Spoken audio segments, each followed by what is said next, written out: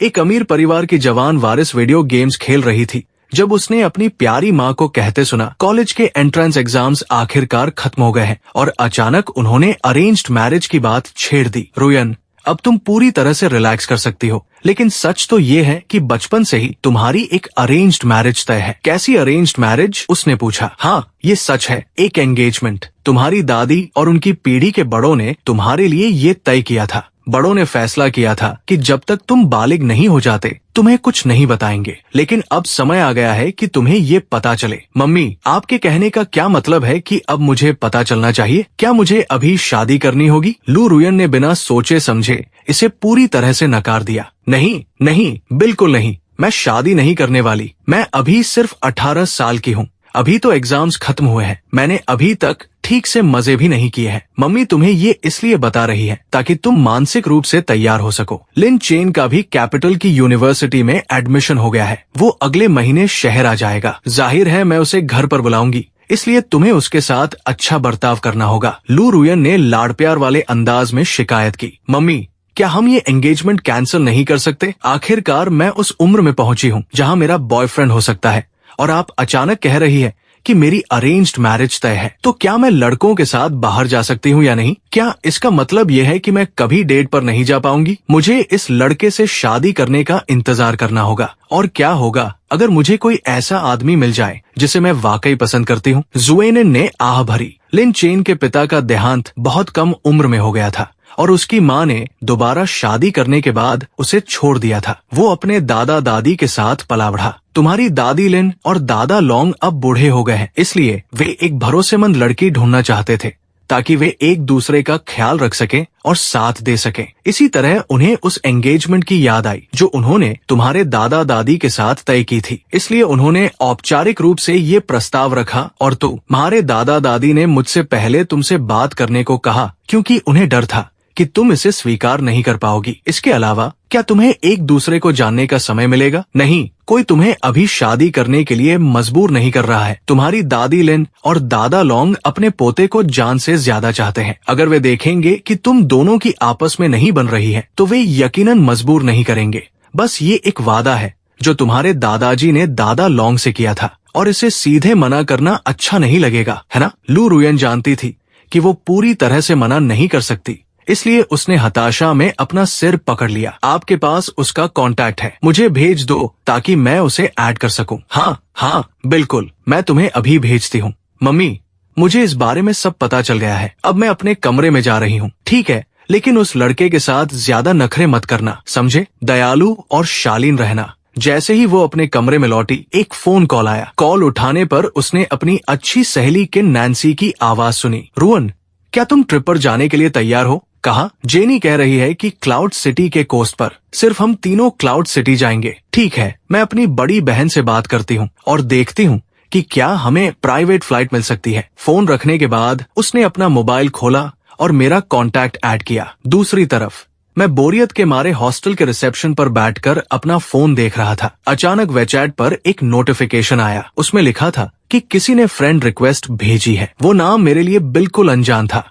इसलिए मैंने बस एक क्वेश्चन मार्क के साथ जवाब दिया। उसी वक्त मेरी सहेली सन नियन एक ट्रे लेकर आई। उसमें जूस के 2 ग्लास थे। मुझे हल्का सा माथा सिकोड़ते देख उसने पूछा, क्या हुआ? मैंने अपने फोन की स्क्रीन उसे दिखाने के लिए घुमाई। किसी ने मुझे लू रुयन के नाम से फ्रेंड रिक्वेस्ट भेजी है। क्या तुम उसे जानते हो? मैंने ये नाम पहले कभी नहीं सुना। क्या वो तुम्हारी कोई फैन नहीं हो सकती? शायद नहीं, तो उसे एक्सेप्ट मत करो। जरूर किसी गलत इंसान को भेज दिया होगा। मैंने अपना जूस लिया, एक घूंट भरा और उससे कहा, अब तुम जा सकती हो, यहाँ की देखभाल मैं कर लूंगा। सन नियन गई नहीं, बल्कि वही बैठ गई। आजकल साहब मुझे इग्नोर कर रहे हैं। मैंने उन्हें परेशान करने के लिए ऐसा क्या किया? ये सोचने में मेरी मदद करो कि क्या हुआ। अच्छा, अगर मैं तुम्हारी मदद करता हूँ तो मुझे इनाम मिलना चाहिए, है ना? तुम कितने एहसान फरामोश हो। क्या मैंने तुम्हारे लिए वाटरमेलन जूस नहीं बनाया और क्या मैं स्नैक्स खरीद कर नहीं लाई? मैं थोड़ा मुस्कुराया और उसे सीधे सादे अंदाज में सब समझाया। हाँ, सच तो ये है कि मामला बहुत सीधा है। उसे जलन हुई और तुमने उसे मनाने के लिए कुछ नहीं किया। वो साहब हमारे एक कॉमन फ्रेंड है, उनका नाम चेन फेंग है। बेबी, जल्दी आओ और मुझे बचाओ। पिछली बार जब तुम किसी और लड़के के साथ खेल रही थी तो उसने साफ सुना था जब उस लड़के ने तुम्हें बेबी कहा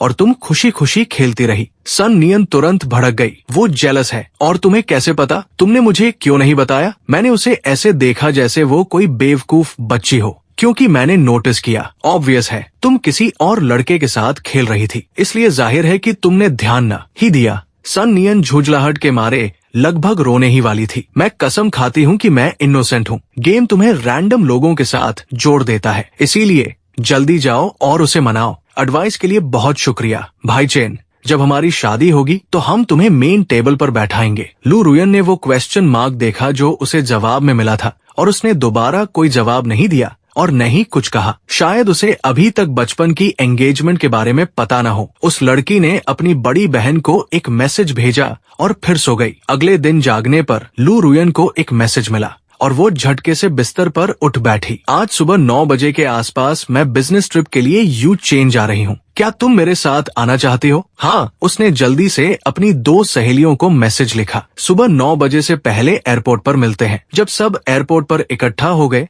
तो किन नैन्सी ने थोड़ी झिझक के साथ कहा, तुम्हारी बड़ी बहन करोड़ों की डील नेगोशिएट करने जा रही है। अगर हम वहाँ ऊपर जाएंगे तो उन्हें डिस्टर्ब तो नहीं करेंगे? लू रुयन ने शालीनता से अपने बाल पीछे किए और जवाब दिया, कोई बात नहीं, वो हमारे कैबिन में ट्रैवल नहीं कर रही है। लड़कियां प्लेन में चढ़ गई और लू रुयन को अपनी मम्मी का एक मैसेज मिला, ये उस लड़के के परिवार का इन है। चूंकि तुम वहाँ जा रही हो तो इसका फायदा उठाओ और दादी लिन और दादा लॉन्ग से मिलने जाओ, और उस लड़के से भी। हो सकता है उसे अभी इस बारे में पता न हो। ठीक है, समझ गई। वेचैट से बाहर आने के बाद उसने इस इन के बारे में जानकारी ढूंढी। उसने देखा कि प्राइस बहुत अफोर्डेबल था और इंटरनेट पर रिव्यूज काफी अच्छे थे। ज्यादातर लोगों ने लिखा था कि ये बहुत क्लीन है और सर्विस बहुत एक्सेलेंट है, खाना डिलिशियस है। एक कमेंट ये भी था कि ओनर जवान और हैंडसम है, वो एक एक्सेलेंट इंसान है। इस कमेंट को देखकर लू रुयन के लाल होठों पर मुस्कान आ गई। उसी पल कि नैन्सी ने अचानक अपना सिर अंदर किया और कहा, रुयन, तुम्हारी बड़ी बहन ने कहा कि इस बार हम तुम्हारे घर रुक सकते हैं। लू रुयन ने खिड़की की ओर देखा और कहा, हम मेरे घर नहीं रुकेंगे, हम एक इन में जाएंगे। मुझे एक बहुत अच्छी जगह मिली है, मैं बाद में रूम्स रिजर्व कर लूंगी। कि नैन्सी ने अपनी सीट ठीक की और पीछे की ओर झुक गई। ठीक है, जैसा तुम कहो, मैं अब सोने जा रही हूँ। लू रुयन ने बुकिंग पेज पर एक नजर डाली। सब कुछ पूरी तरह से रिजर्व था। बिजनेस बहुत शानदार चल रहा है। उसने मेन पेज से नंबर कॉपी किया और कॉल किया। हेलो, आपने नाइंगसिया हॉस्टल में कॉल किया है। हेलो, मैं जानना चाहती थी कि क्या आपके पास कोई रूम बचा है? फिलहाल तो हमारे पास कोई नहीं है, लेकिन दोपहर 1 बजे से पहले 2 रूम्स खाली हो जाएंगे। आपको कितने रूम्स चाहिए और आप कितने बजे तक पहुंचेंगे? तो 2 रूम्स। हम दोपहर 1 बजे पहुंचेंगे। मैं एक में रहूंगी और वो 2 दूसरे में। परफेक्ट। क्या आप मुझे अपना सरनेम बता सकती हैं? मैं अभी इसे नोट कर लेता हूँ। जब आप आए तो बस अपना आईडी साथ लाएं और रिसेप्शन पर रजिस्ट्रेशन कर ले। मेरा सरनेम लू है। बहुत अच्छे मिस लू, मैंने यहाँ आपके लिए 2 रूम्स रिजर्व कर दिए हैं। बस याद दिला दूं कि अगर आपने 1 बजे तक चेक इन नहीं किया तो वे किसी और को दे दिए जाएंगे। अगर कुछ हो तो आप इस नंबर पर कॉल कर सकती हैं। ठीक है, बहुत शुक्रिया। लू रुयन को एहसास भी नहीं हुआ कि उसके चेहरे पर एक मुस्कान थी। 2 रूम्स के साथ हम कैसे एडजस्ट करेंगे? अब कोई खाली रूम नहीं बचा है। तुम दोनों को मिलजुल कर काम चलाना होगा और एक शेयर करना होगा। एयरपोर्ट से बाहर निकलते ही लू रुयन ने उनके लिए एक कार अरेंज की। लू रुयन ने अपना सनग्लासेस पहना और ड्राइवर की सीट पर बैठ गई। आज हम हॉस्टल में रेस्ट करेंगे और रात को नाइट मार्केट घूमने जाएंगे। कल का प्लान तुम दोनों बना लेना। डन, कोई प्रॉब्लम नहीं है। तीनों बार कर 40 मिनट के बाद हॉस्टल के एंट्रेंस पर पहुंचे। वाह, ये जगह बहुत अच्छी लग रही है। हेलो, क्या आप रजिस्ट्रेशन के लिए आए हैं? क्या तुम यहाँ के बॉस हो? नहीं, ऐसा कुछ नहीं है, बिल्कुल नहीं। बॉस खाना खाने गए हैं, लेकिन कोई बात नहीं, मैं आपका रजिस्ट्रेशन कर सकता हूँ। आप मिस लू है ना? लू रुयन ने अपना आईडी निकाला और उसे थमा दिया। मैंने 2 रूम्स रिजर्व किए हैं। क्या वे तैयार हैं? हाँ, बिल्कुल। अभी 2 खाली हुए हैं। क्लीनिंग लेडी उन्हें ठीक कर रही है। आप लोग कैसे बंटेंगे? मैं एक में रहूंगी और वे दोनों दूसरे में। अगर बाद में कोई रूम खाली हो तो कृपया हमें बताएं, हम एक और रिजर्व करेंगे। ठीक है, कल सुबह एक खाली हो जाएगा। ब्रेकफास्ट के बाद आप इसे ठीक करने के लिए यहाँ आ सकते हैं। आप कितने दिनों के लिए रुकेंगे? फिलहाल हमारे लिए 7 दिन रिजर्व कर लीजिए। बहुत अच्छे मिस लू, सब कुछ तैयार है। ये रही रूम्स की 2 कार्ड्स, पीछे नंबर्स लिखे हैं। प्राइस में ब्रेकफास्ट शामिल है और अगर आप चाहें तो हम उसे सीधे रूम में पहुंचा सकते हैं। अगर आपको कोई भी डाउट हो तो रिसेप्शन पर कॉल करने में संकोच न करें। यहाँ 24 घंटे लोग रहते हैं। परफेक्ट, बहुत शुक्रिया। फिर वे अपने रूम्स की ओर चल दिए। दरवाजा खोलते ही खूबसूरत नजारा सामने था। लू रुयन टेरेस पर खड़ी हो गई। न केवल वो छोटा सा गांव पूरी तरह से दिख रहा था, बल्कि हॉस्टल का पिछला आंगन भी। आंगन में एक बहुत बड़ा पेड़ था जो हरियाली से भरा था। दादाजी, अब आप ज्यादा चर्बी वाला मांस नहीं खा सकते, आपको ज्यादा सब्जियां खानी होंगी। लू रुयन के कदम रुक गए। अच्छा अच्छा अच्छा, मैं चेन की बात मान लूंगी। लू रुयन ने पत्तियों के बीच से नीचे देखा, जहाँ 3 लोग बैठे थे, 2 बुजुर्ग और 1 आदमी। हालांकि उनके चेहरे साफ नहीं दिख रहे थे, लेकिन उनका बैठने का तरीका दूर से ही प्रभावशाली लग रहा था। मैं बाद में उन दोनों बुजुर्गों से मिलने के लिए कुछ तोहफे खरीदने जाऊंगी। अचानक बिना कुछ लिए पहुंच जाना अच्छी बात नहीं होगी। खाना खत्म करने के बाद मैं रिसेप्शन पर लौटा। भाई चेन, मिस लू रुयन और उनकी सहेली सेटल हो गई है। क्या आपने क्लीनिंग लेडी से उन्हें वेलकम फ्रूट भेजने को कहा था? सॉन्ग नियन ने अपना माथा पीटा। ओ नहीं, मैं तो भूल ही गई। मैंने सिर हिलाया और धीरे से मुस्कुराया। चिंता मत करो, मैं थोड़ी देर में ले जाता हूँ। ये कहकर मैं किचन की ओर चल दिया। वैसे कुल कितने लोग रुके हैं? रूम 301 में 2 लोग हैं, दोनों लड़कियां हैं। मैं सच कह रही हूँ,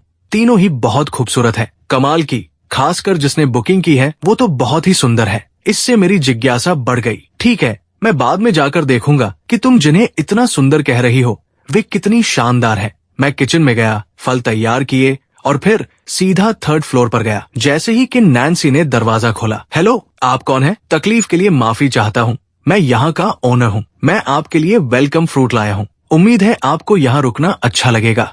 मैंने ट्रे से एक प्लेट ली और उसे थमा दी। बहुत बहुत शुक्रिया। उसने तुरंत दरवाजा बंद कर लिया और भागकर सहेली के पास गई। सुन सुन सुन, मैं तुझे बताती हूँ, ओनर तो एक बहुत ही हैंडसम जवान लड़का है। वो बहुत ही ज्यादा अट्रैक्टिव है। मुझे सोने दो, बाद में बात करते हैं। मैंने अभी रूम 302 का दरवाजा खटखटाया ही था। जैसे ही वो खुला, मैंने नीचे देखा और मेरा सामना एक बहुत ही सुंदर और नाजुक चेहरे से हुआ।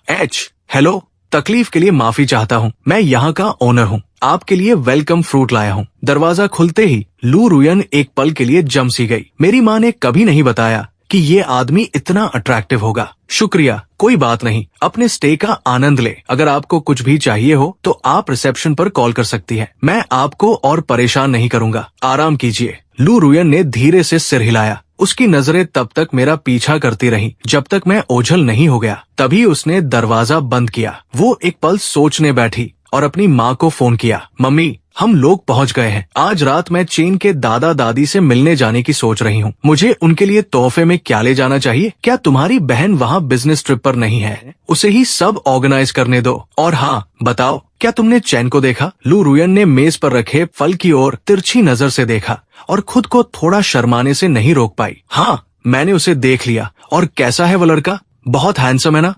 हाँ, काफी ठीक है। ठीक है, ध्यान रखना कि तुम शांति से बात करो, समझे? नखरे मत दिखाना। अगर तुम दोनों ही इस अरेंज्ड मैरिज को आगे नहीं बढ़ाना चाहते तो हम बड़े तुम पर दबाव नहीं डालेंगे, ठीक है? दूसरी तरफ जैसे ही मैं मुड़ा, मैंने दीवार का सहारा लिया। मैंने बस एक खूबसूरत लड़की को देखा है। मैं इतना नर्वस क्यों हो रहा हूँ? जैसे ही मैं रिसेप्शन पर वापस आया, मैंने चेन फेंग को सॉन्ग नियन के पास बैठे देखा। दोनों सिर जोड़कर कोई मूवी देख रहे थे। हम तीनों के जन्मदिन लगभग एक ही तारीख के आसपास आते हैं, ठीक कॉलेज एंट्रेंस एग्जाम से पहले। हम तीनों ने अभी अभी 18 साल की उम्र में अपनी मेजॉरिटी की पार्टी मनाई थी। उन दोनों ने एग्जाम्स के अगले दिन ही डेटिंग शुरू कर दी थी। चेन अभी नियन से बात कर रहा था कि आज रात हम तीनों को डिनर के लिए बाहर कहा जाना चाहिए। मैं नहीं आ पाऊंगा, मैं बिल्कुल भी थर्ड व्हील नहीं बनना चाहता। इसके अलावा दादाजी ने कहा है कि आज रात हमारे यहाँ मेहमान आने वाले हैं, इसलिए मुझे घर पर ही रुकना होगा। अच्छा, तो मेहमान आने वाले हैं, फिर हमारे पास तुम्हें छोड़ने के अलावा कोई रास्ता नहीं है। ऐसा मत कहो,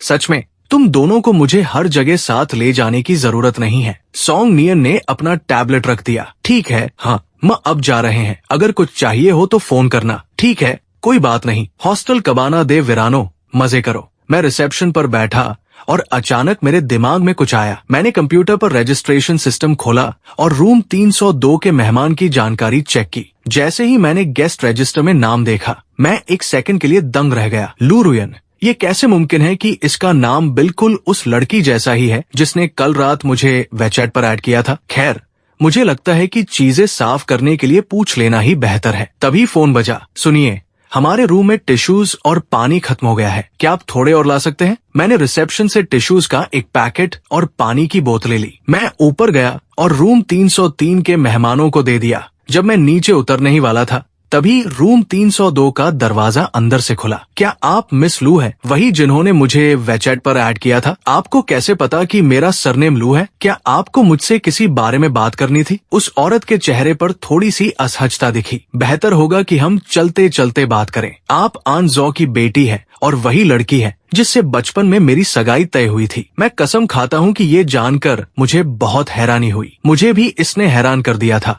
मैंने अपने होंठ सिकोड़े। हाँ, सच तो ये है कि ये एक बड़ा झटका था, लेकिन साथ ही मुझे लगता है कि ये बिल्कुल वैसी ही चीज है जो मेरे दादा दादी करेंगे। मैं अच्छी तरह जानता हूँ कि तुम भी नहीं चाहती कि तुम्हारे माता पिता तुम्हारे लिए फैसला करें, इसलिए तुम अपने परिवार के साथ चीजें ठीक करो और मैं अपने दादा दादी को अपनी तरफ से संभालूंगा। हमें मिलकर इसके खिलाफ खड़ा होना होगा। लू रुयन की नजरें धीरे से मुझ पर टिक गई। मैंने अपनी मम्मी के प्रस्ताव को मना नहीं किया। हमारे दादा दादी अब बहुत बूढ़े हो गए हैं। तुम तो जानते ही हो वे कैसे हैं। उनके खिलाफ जाने से वे और भी जिद्दी हो जाएंगे। इसके अलावा वे बहुत जल्दी परेशान हो जाते हैं और उनके शरीर अब इस तरह का तनाव झेलने के लायक नहीं है। दोनों के दादा दादी करीब 70 साल के होने वाले हैं। वे उस उम्र में हैं जहां उन्हें अपनी बुढ़ापा शांति से बिताना चाहिए। मुझे यकीन है कि तुम भी मेरी तरह दादा दादी को दुखी नहीं करना चाहते, है ना? मेरी दादी को कमर में दर्द रहता है और जब से वे रिटायर हुए हैं, दोनों ने सिर्फ मेरी वजह से मेहनत करना नहीं छोड़ा। सब इसलिए क्योंकि वे मेरे लिए कुछ जायदाद और थोड़ा पैसा छोड़ना चाहते थे। वे बहुत परेशान रहे हैं। तो अब हम क्या करें? क्या हम हाथ पर हाथ धरे बैठे रहें और फिर ग्रेजुएशन के तुरंत बाद शादी कर लें? वैसे भी इस वक्त शादी करना तो बिल्कुल नामुमकिन है। कितनी पागलपन भरी बात है। आज हमारा आमने सामने मिलने का पहला दिन है और हम यहाँ बैठकर इस पर बहस कर रहे हैं कि क्या हम भविष्य में शादी करेंगे। तो इन सालों में हम साथ कैसे रहेंगे? नहीं, हम ऐसा नहीं कर सकते। मेरे और लू रुयन दोनों के लिए ये पूरी तरह से गैर जिम्मेदाराना होगा। भले ही हमारे दादा दादी हमारे साथ सख्त हों, लेकिन वे ये हमारे भले के लिए ही करते हैं। मुझे लगता है कि हम भले बॉयफ्रेंड गर्लफ्रेंड की तरह शुरुआत कर सकते हैं और शादी की बात बाद के लिए छोड़ सकते हैं। बॉयफ्रेंड गर्लफ्रेंड बनना और फिर शादी करना। मैंने तो बस पहले शादी और बाद में प्यार वाली बात सुनी थी। हम बस ऐसे बिहेव करते हैं जैसे हम प्रेमी हों और कुछ समय के लिए बाहर घूमते हैं। अगर हमें वाकई लगता है कि एक दूसरे का स्वभाव और पसंद झेलना नामुमकिन है, अगर हम सच में एक दूसरे को पसंद नहीं कर पाते, तो हम अपने परिवारों के साथ ईमानदार रहेंगे। अगर उन्होंने ये बात इतनी जल्दी छेड़ी है तो जरूर हमें सोचने और समझने का समय देने के लिए किया है, वरना वे अभी इसका जिक्र ही नहीं करते। ज्यादा संभावना यही थी कि वे हमारी ग्रेजुएशन तक इंतजार करते और फिर हमें एक ही बार में शादी के लिए मजबूर कर देते। उनकी बात सुनकर मुझे यकीन हो गया, तुम बिल्कुल सही कह रही हो। इसके खिलाफ जाने के लिए हमें कदम दर कदम आगे बढ़ना होगा। उन्हें ये दिखाना होगा कि हम वाकई एक दूसरे के लिए नहीं बने हैं। ये सुनकर लू रुयन को अजीब सी बेचैनी हुई। वैसे भी ग्रेजुएशन में अभी 4 साल बाकी है और अगर हम मास्टर्स करते हैं तो 7 साल हो जाएंगे।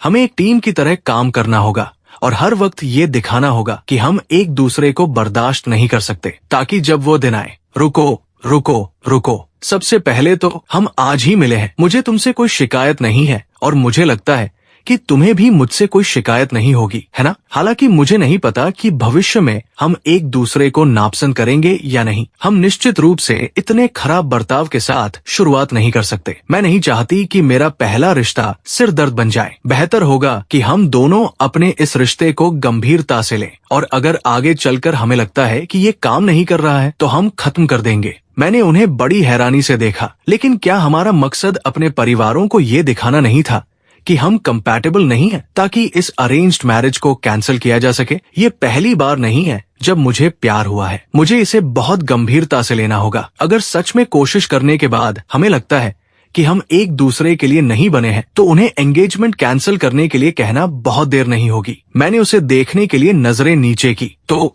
मान लेते हैं कि हाँ, अगर हम खुद को एक मौका देते हैं तो हम कब शुरू करेंगे? इसे गंभीरता से लेना बुरा नहीं लगता। आखिरकार ये लड़की काफी सुंदर है और दिखता है कि वो बहुत क्लासी है। जैसा कि उसने खुद कहा, पहले बॉयफ्रेंड गर्लफ्रेंड बनते हैं और फिर शादी का देखेंगे। अगर काम नहीं बना तो हम हमेशा पीछे हट सकते हैं और साथ ही अपने परिवारों को एक अच्छी वजह भी दे पाएंगे। ओह, वैसे क्या तुम भी फर्स्ट ईयर में एडमिशन लेने वाली हो? किस यूनिवर्सिटी में? क्योंकि अगर ये डिस्टेंस रिलेशनशिप हुआ तो भूल ही जाओ। तुम्हारी तरह मैं भी जिन यूनिवर्सिटी के मैनेजमेंट डिपार्टमेंट में फर्स्ट ईयर में जा रही हूँ। जाहिर है हम अभी प्रेमी बन रहे हैं, तो क्या हमें इसका जश्न मनाने के लिए कुछ खास नहीं करना चाहिए? जैसे कि फूलों के एक सुंदर गुलदस्ते और कैंडल लाइट डिनर के साथ शुरुआत करना। सच तो ये है कि इतना फॉर्मल होने की जरूरत नहीं है। मुझे अजीब लगेगा। बेहतर होगा कि हम इसे अभी ऑफिशियल कर दें। ओह हैंडसम, क्या आप फूल खरीदना चाहते हैं? आप अपनी गर्लफ्रेंड को दे सकते हैं। क्या तुम मुझे ये सारे फूल इस बास्केट के साथ बेचोगी? क्या कहती हो? बिल्कुल, कुल 100 है, कोई मोलभाव नहीं। मैं थोड़ा मुस्कुराया। मैंने उसे 100 दिए। वो अक्सर यहाँ फूल बेचती है। पास का गुलाब का खेत उसके परिवार का ही है। वो एक ऐसी राजकुमारी है जिसके पास पैसों की कोई कमी नहीं है। फूल बेचना बस इसलिए है ताकि उसके माता पिता उसे अपनी जीविका कमाना सिखा सके। और अगर तुम्हें ये सब पता था तो तुमने उससे फूल क्यों खरीदे? कहते हैं कि प्यार की शुरुआत हमेशा एक रोमांटिक कन्फेशन और फूलों के एक खूबसूरत गुलदस्ते से होनी चाहिए। हालांकि अगर तुम मुझसे इस वक्त इजहार करने को कहोगी तो ये थोड़ा नकली और अजीब लगेगा,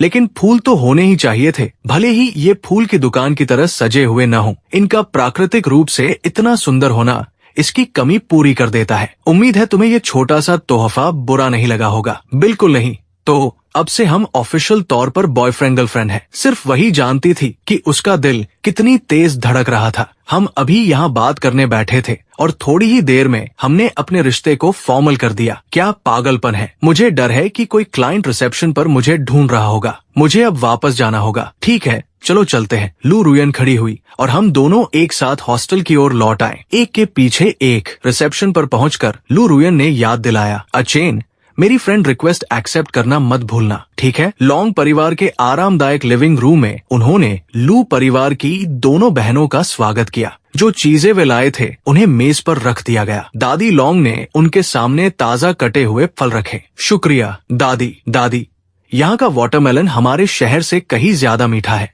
और अंगूर भी खट्टे नहीं है जो मैं घर पर खाती हूँ।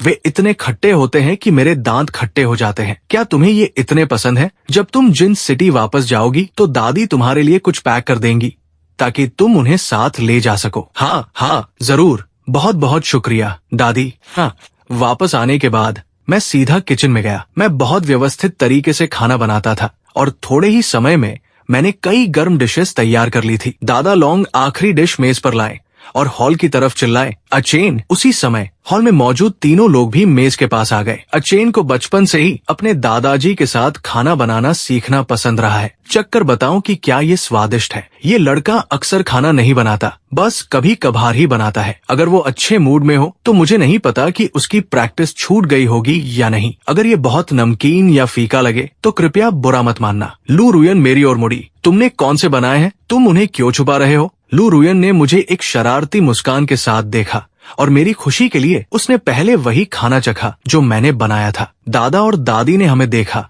और महसूस किया कि मामला कुछ संदिग्ध है। ये दोनों अचानक इतने घुले मिले क्यों लग रहे हैं? डिनर के बाद दोनों लू बहनें दादा दादी के साथ गप्पे मारने बैठीं। जब मैं बाथरूम से लौटा तो केवल लू रुयन के बगल वाली सीट खाली थी। वह ऐसे हमारे अचेन और रुयन की बचपन से सगाई तय है। क्या तुम्हें पता था? तुम इतनी शांति से रिएक्ट क्यों कर रही हो? ये तुम्हारे स्वभाव के हिसाब से नहीं है। हाँ, मुझे पता था। क्या तुम दोनों छिपकर कुछ खिचड़ी पका रहे हो? ऐसा लगता है कि अचेन ने आखिरकार ये सब स्वीकार कर लिया है। मुझे नहीं पता कि लू परिवार की इस बच्ची ने अचेन से ऐसा क्या कहा कि मेरा पोता इतनी शांति से इस बात को मान गया। हमने पहले डेटिंग करने की कोशिश करने का फैसला किया है। फैसला लेने से पहले एक दूसरे को अच्छी तरह जानना अच्छा है। अचेन, सितंबर में तुम भी यिन सिटी पढ़ने जा रहे हो। हालांकि मैंने इस लड़की रुयन को बड़े होते नहीं देखा, लेकिन मैं अच्छी तरह जानता हूँ कि वो एक अच्छी इंसान है। अगर तुम दोनों का झगड़ा हो और वो तुम्हारी गलती से हो तो तुम्हें झुकना सीखना होगा और जरूरत पड़ने पर उसे मनाना होगा। हालांकि इसमें थोड़ी झिझक थी, लेकिन मेरा दिल बहुत गर्म महसूस हुआ इससे पहले कि मैं कुछ बोल पाता। दादाजी दादी, आप चिंता मत कीजिए। मैं चेन के साथ बहुत सीरियस इरादों के साथ डेटिंग कर रही हूँ। जब मैं कुछ करने का फैसला करती हूँ तो उसे अधूरा नहीं छोड़ती। अचानक मुझे लगा कि ये बच्ची अचानक समझदार हो गई है। दादाजी, दादी, भले ही हम दोनों परिवारों के समझौते को अलग रखते, हम भी चेन का ख्याल रखेंगे। आखिरकार दोनों परिवारों के बड़ों के बीच की गहरी दोस्ती तो है ही। बहुत अच्छा, बहुत अच्छा। हमारे चेन का हमारे सिवा और कोई नहीं है। हमें ये भी डर था कि भविष्य में वो अकेला और बेसहारा न रह जाए। रुयन, तुम हम बूढ़ों को दोष तो नहीं दे रही हो, है ना? मैं आपको दोष नहीं दे रही, मैं अच्छी तरह समझती हूँ। काफी देर हो रही थी। दोनों लू बहनें अब जा रही थी। लरुयो ने ध्यान दिया कि लू, रुयन और मुझे शायद कुछ बात करनी होगी, इसलिए उसने हमसे कहा, मैं गाड़ी की तरफ चलती हूँ, बाद में मिलते हैं। बड़ी बहन लू, मैंने अपने माता पिता और दादा दादी से बात की है। चूंकि घर के सभी बड़ों को इस बारे में पता है, इसलिए इस रिश्ते को हल्के में नहीं लिया जा सकता। मुझे पता है, मैंने कभी इसे हल्के में लेने का इरादा नहीं किया। मैं जो फैसला करता हूँ उसे बहुत गंभीरता से लेता हूँ, इसलिए तुम्हें इसकी आदत डालनी होगी। हम भी दूसरी कपल्स की तरह हाथ पकड़ेंगे और गले मिलेंगे। रुको, रुको, रुको, मैं समझ गई, अब और कुछ मत कहो। उसने पूरी तरह से लाल होकर मुझे बीच में टोका। ठीक है, ठीक है, भले ही मेरे पास एक्सपीरियंस ना हो, लेकिन मैं कल पैदा नहीं हुई हूँ। मुझे अच्छी तरह पता है कि रिलेशनशिप में होना कैसा होता है। खैर, अब गाड़ी में बैठ जाओ, तुम्हारी बहन तुम्हारा इंतजार कर रही है। लू रुयन को जाने की कोई जल्दी नहीं थी और उसने शर्माते हुए मुझसे कहा, आज जो लड़कियां मेरे साथ रुकी हैं,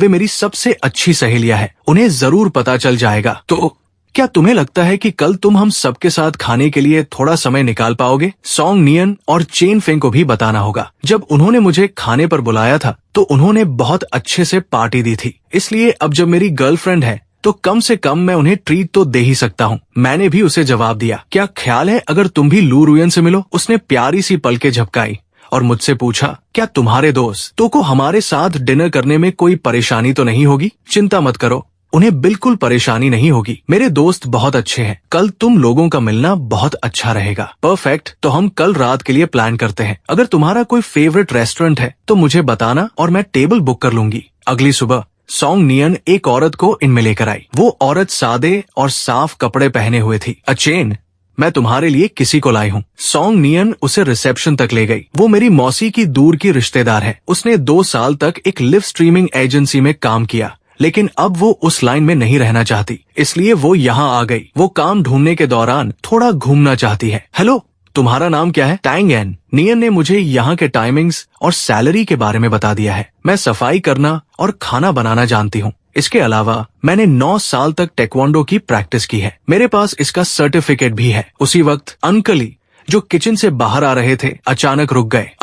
उसके ऐसा कहने के बाद हम सब हैरान रह गए। अरे बच्ची, अंकली ने कहा, तुम्हें किसी बड़े शहर में जाकर कोई और काम ढूंढना चाहिए। तुम जो भी करोगी उसमें यकीनन तुम्हें यहाँ इनमें एक मामूली रिसेप्शनिस्ट होने से बेहतर मिलेगा। तुम बहुत ज्यादा पैसे कमा सकती हो। तुम ऐसी जगह क्यों आए हो? अंकली ने जो कहा वही बात मैं भी सोच रहा था। टैंग एन ने हल्की सी मुस्कान दी। मैंने हाल ही में कुछ बुरा वक्त देखा है और अब मैं बड़े शहर में काम नहीं करना चाहती। मेरी मौसी ने मुझसे यहाँ आकर अपना माइंड फ्रेश करने को कहा। इस इलाके में थोड़ा घूमने के बाद मैंने तय किया कि मैं रुकना चाहती हूँ। कल मैंने सॉन्ग नियन को कहते सुना कि उन्हें रिसेप्शन पर किसी की जरूरत है और मैं अपनी किस्मत आजमाना चाहती थी। मुझे कोई फर्क नहीं पड़ता अगर सैलरी बहुत ज्यादा न हो। मुझे पता है कि यहाँ रहना और खाना फ्री है। मेरे लिए इतना काफी है। पहले तुम्हें अपना हेल्थ सर्टिफिकेट बनवाने के लिए मेडिकल चेकअप करवाना होगा। उसके बाद तुम्हारा 3 दिन का ट्रायल होगा। उसके बाद ही मैं तय करूंगा कि तुम रुकोगी या नहीं। मेरे पास हेल्थ सर्टिफिकेट पहले से है। मैंने इसे पिछले हफ्ते ही बनवाया था। मैं यहाँ आसपास कोई आसान सा काम ढूंढने की सोच रही थी। उसने अपने बैकपैक से अपना आईडी कार्ड और मेडिकल सर्टिफिकेट निकाला और मुझे दे दिया। मैंने उन्हें लिया और चेक करने के बाद सिर हिलाया। ठीक है, आओ, मैं तुम्हें यहाँ घुमा देता हूँ ताकि तुम जगह से वाकिफ हो सको। फिर मैं तुम्हें सिस्टम इस्तेमाल करना सिखा दूंगा। तुम्हारा ट्रायल पीरियड आज से ही शुरू होता है। अच्छा, मैं अपने बिगड़े नवाब को ढूंढने जा रही हूँ। 1 मिनट रुको। सुनो, उस रात साथ में डिनर करते हैं, क्या ख्याल है? हम दोनों का क्या तुम्हें मुझे कुछ बताना है? हालांकि हम सिर्फ 3 नहीं होंगे, 3 लोग और होंगे। बाद में जब मुझे समय मिलेगा तो मैं तुम दोनों को अच्छी तरह समझा दूंगा कि बात क्या है। तुम पहले जाओ। सॉन्ग नियन ने मुझे एक नजर देखा। मुझे लगा कि ये कुछ बुरा नहीं है, इसलिए मैं आराम से चला गया। चलो, मैं पहले तुम्हें कमरा दिखाता हूँ। अगर तुम्हारे पास आज समय है तो तुम अपना सामान ला सकती हो। मैंने रिसेप्शन से एक पेन लिया और उसे अचार शीट का एक स्टेपल्ड बंड ले दिया। यहाँ कुछ जरूरी रूल्स लिखे हैं, जब फ्री हो तो उन्हें पढ़ लेना। मैं कमरे में गया और उसे अंदर आने के लिए जगह दी। कमरा बहुत बड़ा नहीं है, लेकिन इसमें एक बहुत बड़ी खिड़की है जहाँ से हॉस्टल के बाहर सड़क दिखाई देती है। ये तुम्हारा कमरा होगा। पहले यहाँ एक लड़का रहता था, लेकिन मैंने इसे साफ करवा दिया है, इसलिए ये बिल्कुल साफ सुथरा है। तुम्हें बाहर का बाथरूम इस्तेमाल करना होगा, लेकिन वो बहुत दूर नहीं है। ये बहुत अच्छा है, मेरे पहले वाले शेयर्ड अपार्टमेंट से तो बहुत बेहतर है। मैं रिसेप्शन पर वापस जाकर बैठ गया। मैं उसे सिस्टम इस्तेमाल करना सिखा रहा था जब अचानक मुझे सीढ़ियों पर आवाज सुनाई दी। आज मैं ड्राइव कर रही हूँ, मुझे चाबियां दो और मुझे अपना प्लान बताओ। मैं कितनी स्मार्ट हूँ, कितना बचपना है। हाँ, तुम सबसे स्मार्ट हो। लू रुयन बस मुस्कुराते हुए उन्हें देख रही थी। सीढ़ियों के नीचे पहुंचकर उसने अपना सिर रिसेप्शन की ओर घुमाया। उन्हें नीचे आते सुनकर मैं भी उन्हें देखने के लिए घूमा। क्या तुम लोग घूमने जा रहे हो? क्या तुमने ब्रेकफास्ट कर लिया? Good morning boss. हम बाहर खाने जा रहे थे। तो ये वो हैंडसम बॉस है जिसके बारे में कल किन नैन्सी ने बात की थी। वो बहुत हैंडसम है। तुम लोग हमारे डाइनिंग रूम में क्यों नहीं खाते? आज का ब्रेकफास्ट बहुत अच्छा है। तुम जाकर देख सकते हो और फिर फैसला कर सकते हो। मेन्यू हर दिन बदलता है, मंडे से संडे तक। चलो, चूंकि बॉस लॉन्ग कह रहे हैं तो हमें इसे जरूर ट्राई करना चाहिए। फैसला करने से पहले एक नजर देखने में कोई हर्ज नहीं है। लू रुयन तुरंत उनके पीछे नहीं गई, बल्कि काउंटर के पास आई और मुझसे पूछा, तुम इतने व्यस्त क्यों हो? इतनी सुबह काम कर रहे हो? ये नया रिसेप्शनिस्ट है जिसे हमने हायर किया है। मैं उसे काम समझा रहा हूँ। मैंने मुस्कान के साथ अपने कोलीग से उसका परिचय कराया। ठीक है, मैं तुम्हें काम करने देती हूँ। मैं ब्रेकफास्ट करने जा रही हूँ। निंग एक्सायो हॉस्टल काफी सिंपल है। हाँ, निंग एक्सायो हॉस्टल, लेकिन तुम्हें जल्द से जल्द काम सीखना होगा। निंग एक्सायो हॉस्टल के बारे में मेरे क्लासेस शुरू होने में बस 1 महीना बाकी है। अगर तुम्हें कोई डाउट हो तो तुम मुझसे पूछ सकती हो। कांटेक्ट में रहने के लिए एक दूसरे को ऐड कर लेते हैं, इससे बातचीत करना आसान हो जाएगा। वैसे क्या तुमने ब्रेकफास्ट कर लिया? मैंने खा लिया। ठीक है, निंग बाओ कैबिन, निंग एक्सायो हॉस्टल, निंग बाओ कैबिन। खैर,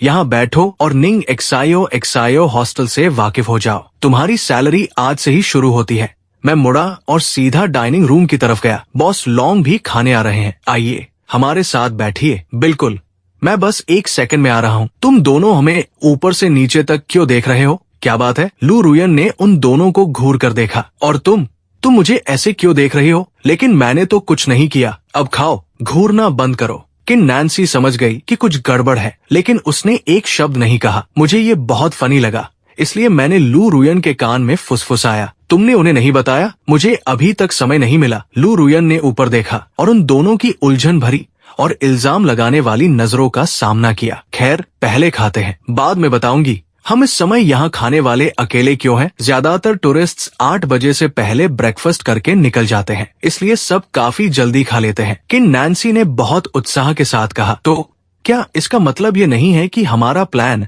हमें टूरिस्ट्स की भीड़ भाड़ से बचाता है? मैं सच में जीनियस हूँ। मुझे लगता है कि तुम हमें गर्मी से मारना चाहती हो। तुमने कहीं बीच में कोई सुनसान जगह तो नहीं चुन ली है ना? तुम ऐसा कैसे सोच सकती हो? शांत रहो, मैं वादा करती हूँ कि तुम निराश नहीं होगी। मुझे लगा कि लू रुयन मुझे देख रही है। उसकी नजर का पीछा करते हुए मुझे अभी एहसास हुआ। मुझे नहीं पता कि किसने गलती से मुझ पर सूप गिरा दिया। कोई बात नहीं, इसके बारे में चिंता मत करो। आज हमारा प्लान इतना बिजी नहीं है। हम शाम को 4 या 5 बजे वापस आ सकते हैं। मुझे अपनी पसंद का रेस्टोरेंट भेज देना और मैं पहले टेबल बुक कर लूंगा। जब तुम वापस आओगी तो हम साथ चलेंगे। आज वैलेंटाइंस डे है, हम सेंटर में खाने क्यों नहीं चलते? मैं रोस्ट मीट की एक जगह जानता हूँ जो बहुत अच्छी है। इसके अलावा शॉपिंग मॉल में जरूर इवेंट्स वगैरह होंगे। बहुत अच्छा माहौल होगा। मुझे यकीन है कि सॉन्ग नियन और चेन फेंग भी सेलिब्रेट करने बाहर जाएंगे। शायद वो उसके साथ सेंटर चली गई है। हम सीधे रेस्टोरेंट में मिल सकते हैं। तुम्हें तो पता ही है, वैलेंटाइंस डे के लिए। ठीक है, मुझे थोड़ी देर में अपने फोन पर उस जगह की डिटेल भेज देना, मैं बुकिंग कर लूंगा। आज बहुत से लोग इस खास दिन पर डिनर के लिए बाहर जाने वाले हैं, इसलिए शायद टेबल मिलना थोड़ा मुश्किल हो। जहाँ बुकिंग करना सबसे आसान हो, हम वही खाएंगे। मैं भी आज थोड़ा व्यस्त रहूंगा, शायद मुझे बुकिंग करने का समय न मिले। और तुम्हारे आज के लिए क्या प्लान्स हैं? मैं अपनी दादी को अपनी बुआ की सास के घर ले जाने वाला हूँ। बेचारी बीमार है, मुझे उसे देखने जाना है। बात करते करते मैंने हाथ बढ़ाया और काउंटर से कुछ चाबियां उठाई। आज सारे कमरे भरे हुए हैं, शायद यहाँ करने के लिए ज्यादा कुछ नहीं होगा। थोड़ी देर के लिए तुम संभालो। अगर कोई दिक्कत हो तो मुझे मैसेज या कॉल कर देना। कोई बात नहीं। हाँ, तुम चिंता मत करो, सब ठीक हो जाएगा। तुमने अपना ड्राइविंग लाइसेंस कब बनवाया? मुझे लगता है तुमने कॉलेज एंट्रेंस एग्जाम्स के बाद ही गाड़ी चलाना सीखा होगा। मैंने हाथ में ली चाबियां हिलाई। मैंने जुलाई की शुरुआत में ही इसे बनवा लिया था। मैंने एक बार हाईवे पर भी गाड़ी चलाई है। अंकल सॉन्ग मेरे साथ थे। अभी गांव में गाड़ी चलाना मेरे लिए कोई समस्या नहीं है। खैर, रास्ते में बहुत सावधान रहना। बॉस, क्या तुम हमारे साथ घूमने नहीं चलना चाहते? नहीं, मैं नहीं जाऊंगा। मुझे आज कुछ काम है। मजे करना। मैं मुड़ा और लू रुयन से कहा, तो फिर रात को मिलते हैं। दोनों लड़कियां जो इस स्थिति से पूरी तरह अनजान थी, फिर से हैरान रह गई। अरे बाप रे, यहाँ तो पक्का कुछ गड़बड़ है। रात को मिलते हैं का क्या मतलब है? ठीक है, मैं वापस आकर तुम्हें मैसेज करूंगा। तो मैं चलता हूँ।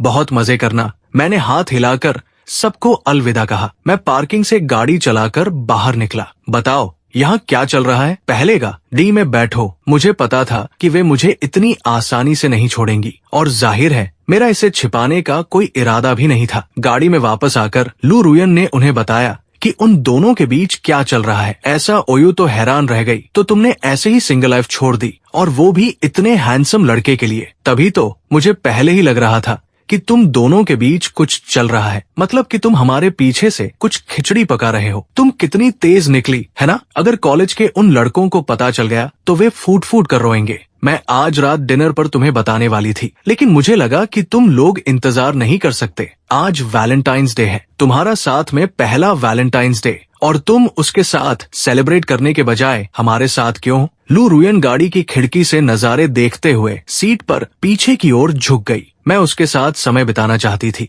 लेकिन उसने मुझे बताया कि उसके पहले से ही प्लान्स हैं, इसलिए मैंने उससे और नहीं पूछा। इसके अलावा हमारा रिश्ता बहुत अचानक शुरू हुआ है। मुझे इसे समझने के लिए थोड़ा समय चाहिए। ये सच है, ये तुम्हारा पहला रिश्ता है और तुम्हें ज्यादा तजुर्बा नहीं है। बस हालात के साथ चलो। रिश्ते में होने के लिए किसी तजुर्बे की जरूरत नहीं है। तुम्हें बस एक अच्छे रवैये की जरूरत है और अपने बॉयफ्रेंड के साथ अच्छा बर्ताव करना है। हाँ, मुझे पता है, मुझे इसे गंभीरता से लेना होगा। क्या मैं तुम्हें कुछ सलाह दूं? कि नैन्सी ने ओयू की जिद का मजाक उड़ाया। हाँ, तुम्हारे दोनों रिश्ते कितने खराब तरीके से खत्म हुए, और तुम अब भी चाहती हो कि रुयन तुम्हारी बात माने? बेहतर होगा कि तुम चुप रहो। और इसमें बुराई क्या है? आखिर मुझे ही छोड़ दिया गया। हम सिर्फ इसलिए अलग हुए क्योंकि समय सही नहीं था, इसलिए नहीं कि मुझ में कोई कमी है। मेरा सपनों का राजकुमार पक्का कहीं मेरा इंतजार कर रहा है। तुम लोग अपने पार्टनर्स के साथ लगे रहो। तुम लोग रिलेशनशिप में आते हो और पूरी तरह से गायब हो जाते हो। वैसे भी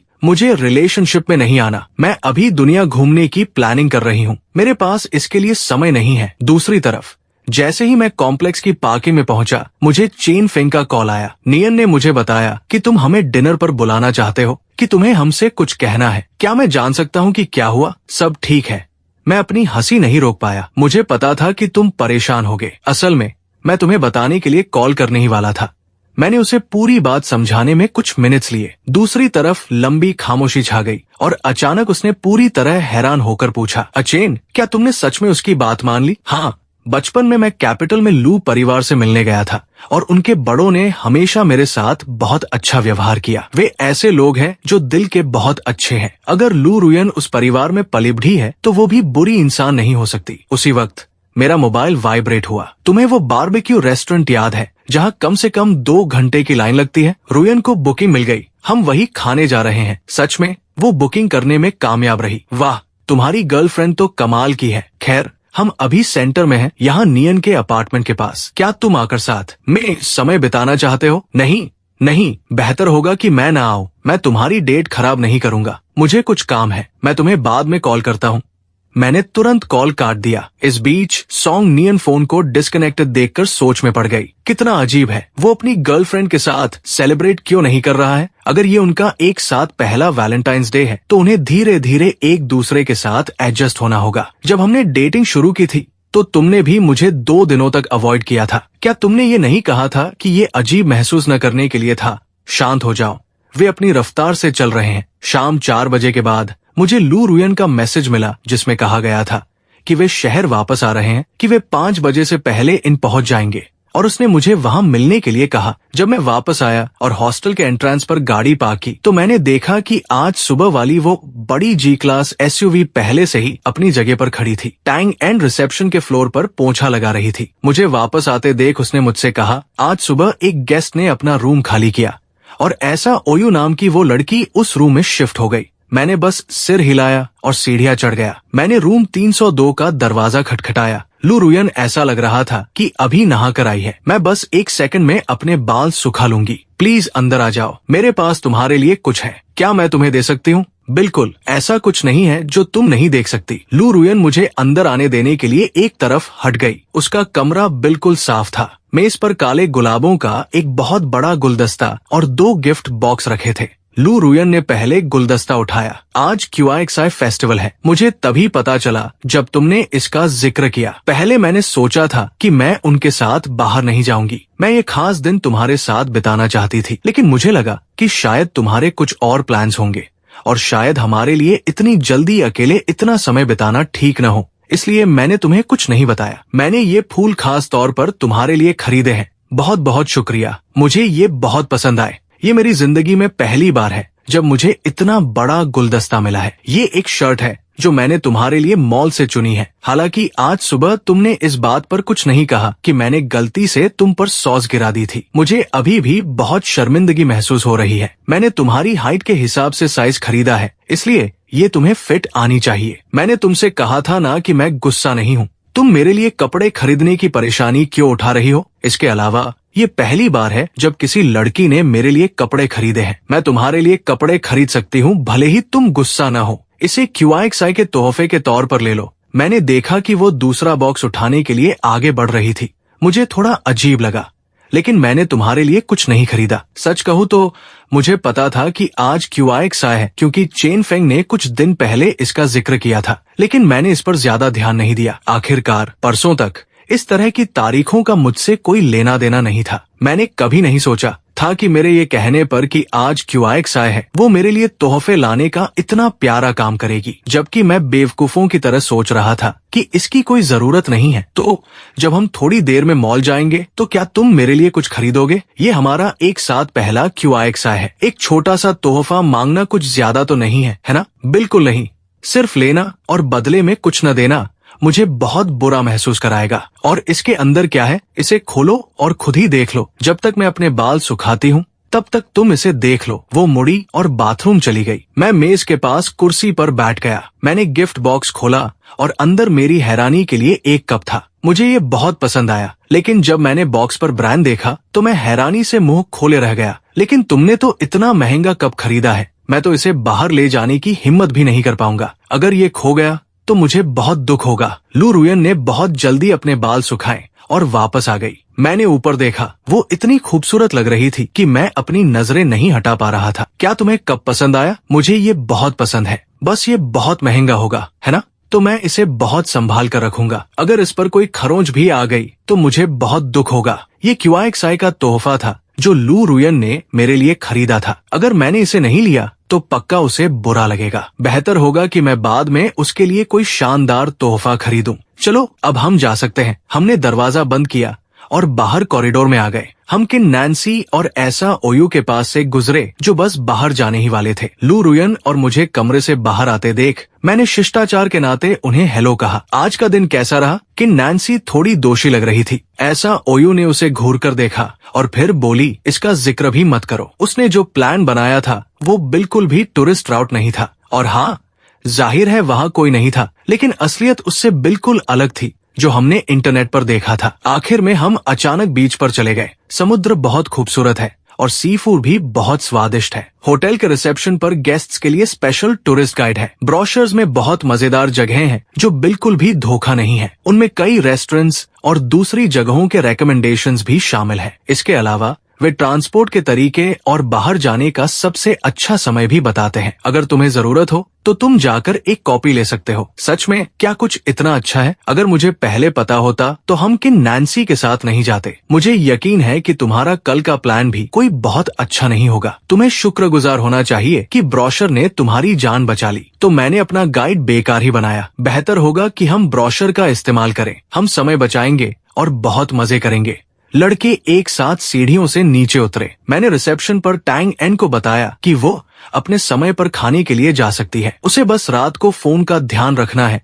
और फिर हम गाड़ी की ओर चल दिए कि नैन्सी और ऐसा ओयू सीधे पीछे बैठ गए। मैंने बहुत स्वाभाविक रूप से पैसेंजर सीट का दरवाजा खोला। मैं अंदर बैठ गया। 0। फिर हम मॉल की ओर चल पड़े। -20 डिग्री। हम पहुंच गए। सॉन्ग नियन और चेन फेंग दोनों मेरे बचपन के दोस्त हैं। वे दोनों भी डेटिंग कर रहे हैं और ये लू रुयन है, मेरी गर्लफ्रेंड किन नैन्सी और ऐसा ओयू, रुयन की दोस्त। नियन, तुम्हें उन्हें पहले से ही जानना चाहिए। आखिरकार मैंने ही उनका रजिस्ट्रेशन किया था। मैं उन्हें पहले से जानती हूँ और तीनों ही बहुत खूबसूरत है। सॉन्ग नियन का हाथ उसकी कमर पर गया और उसने उसे धीरे से चिकोटी काटी। तुम तो गए चेन फेंग। हम सब बहुत रिलैक्स्ड और खुशहाल माहौल में डिनर कर रहे थे। डिनर के बाद चेन फेंग ने नियन को गले लगाया और हमसे कहा, अचेन, हम जा रहे हैं, जब तुम फ्री हो जाओ तो जल्दी वापस आ जाना। हमने जो देखा है उससे हम दोनों पर उसका बहुत अच्छा इंप्रेशन पड़ा है। मैंने नहीं सोचा था कि वो इतनी सुंदर होगी। वो हमारे अचेन के साथ परफेक्ट जोड़ी बनाती है ना? अच्छा, अब तुम जाओ,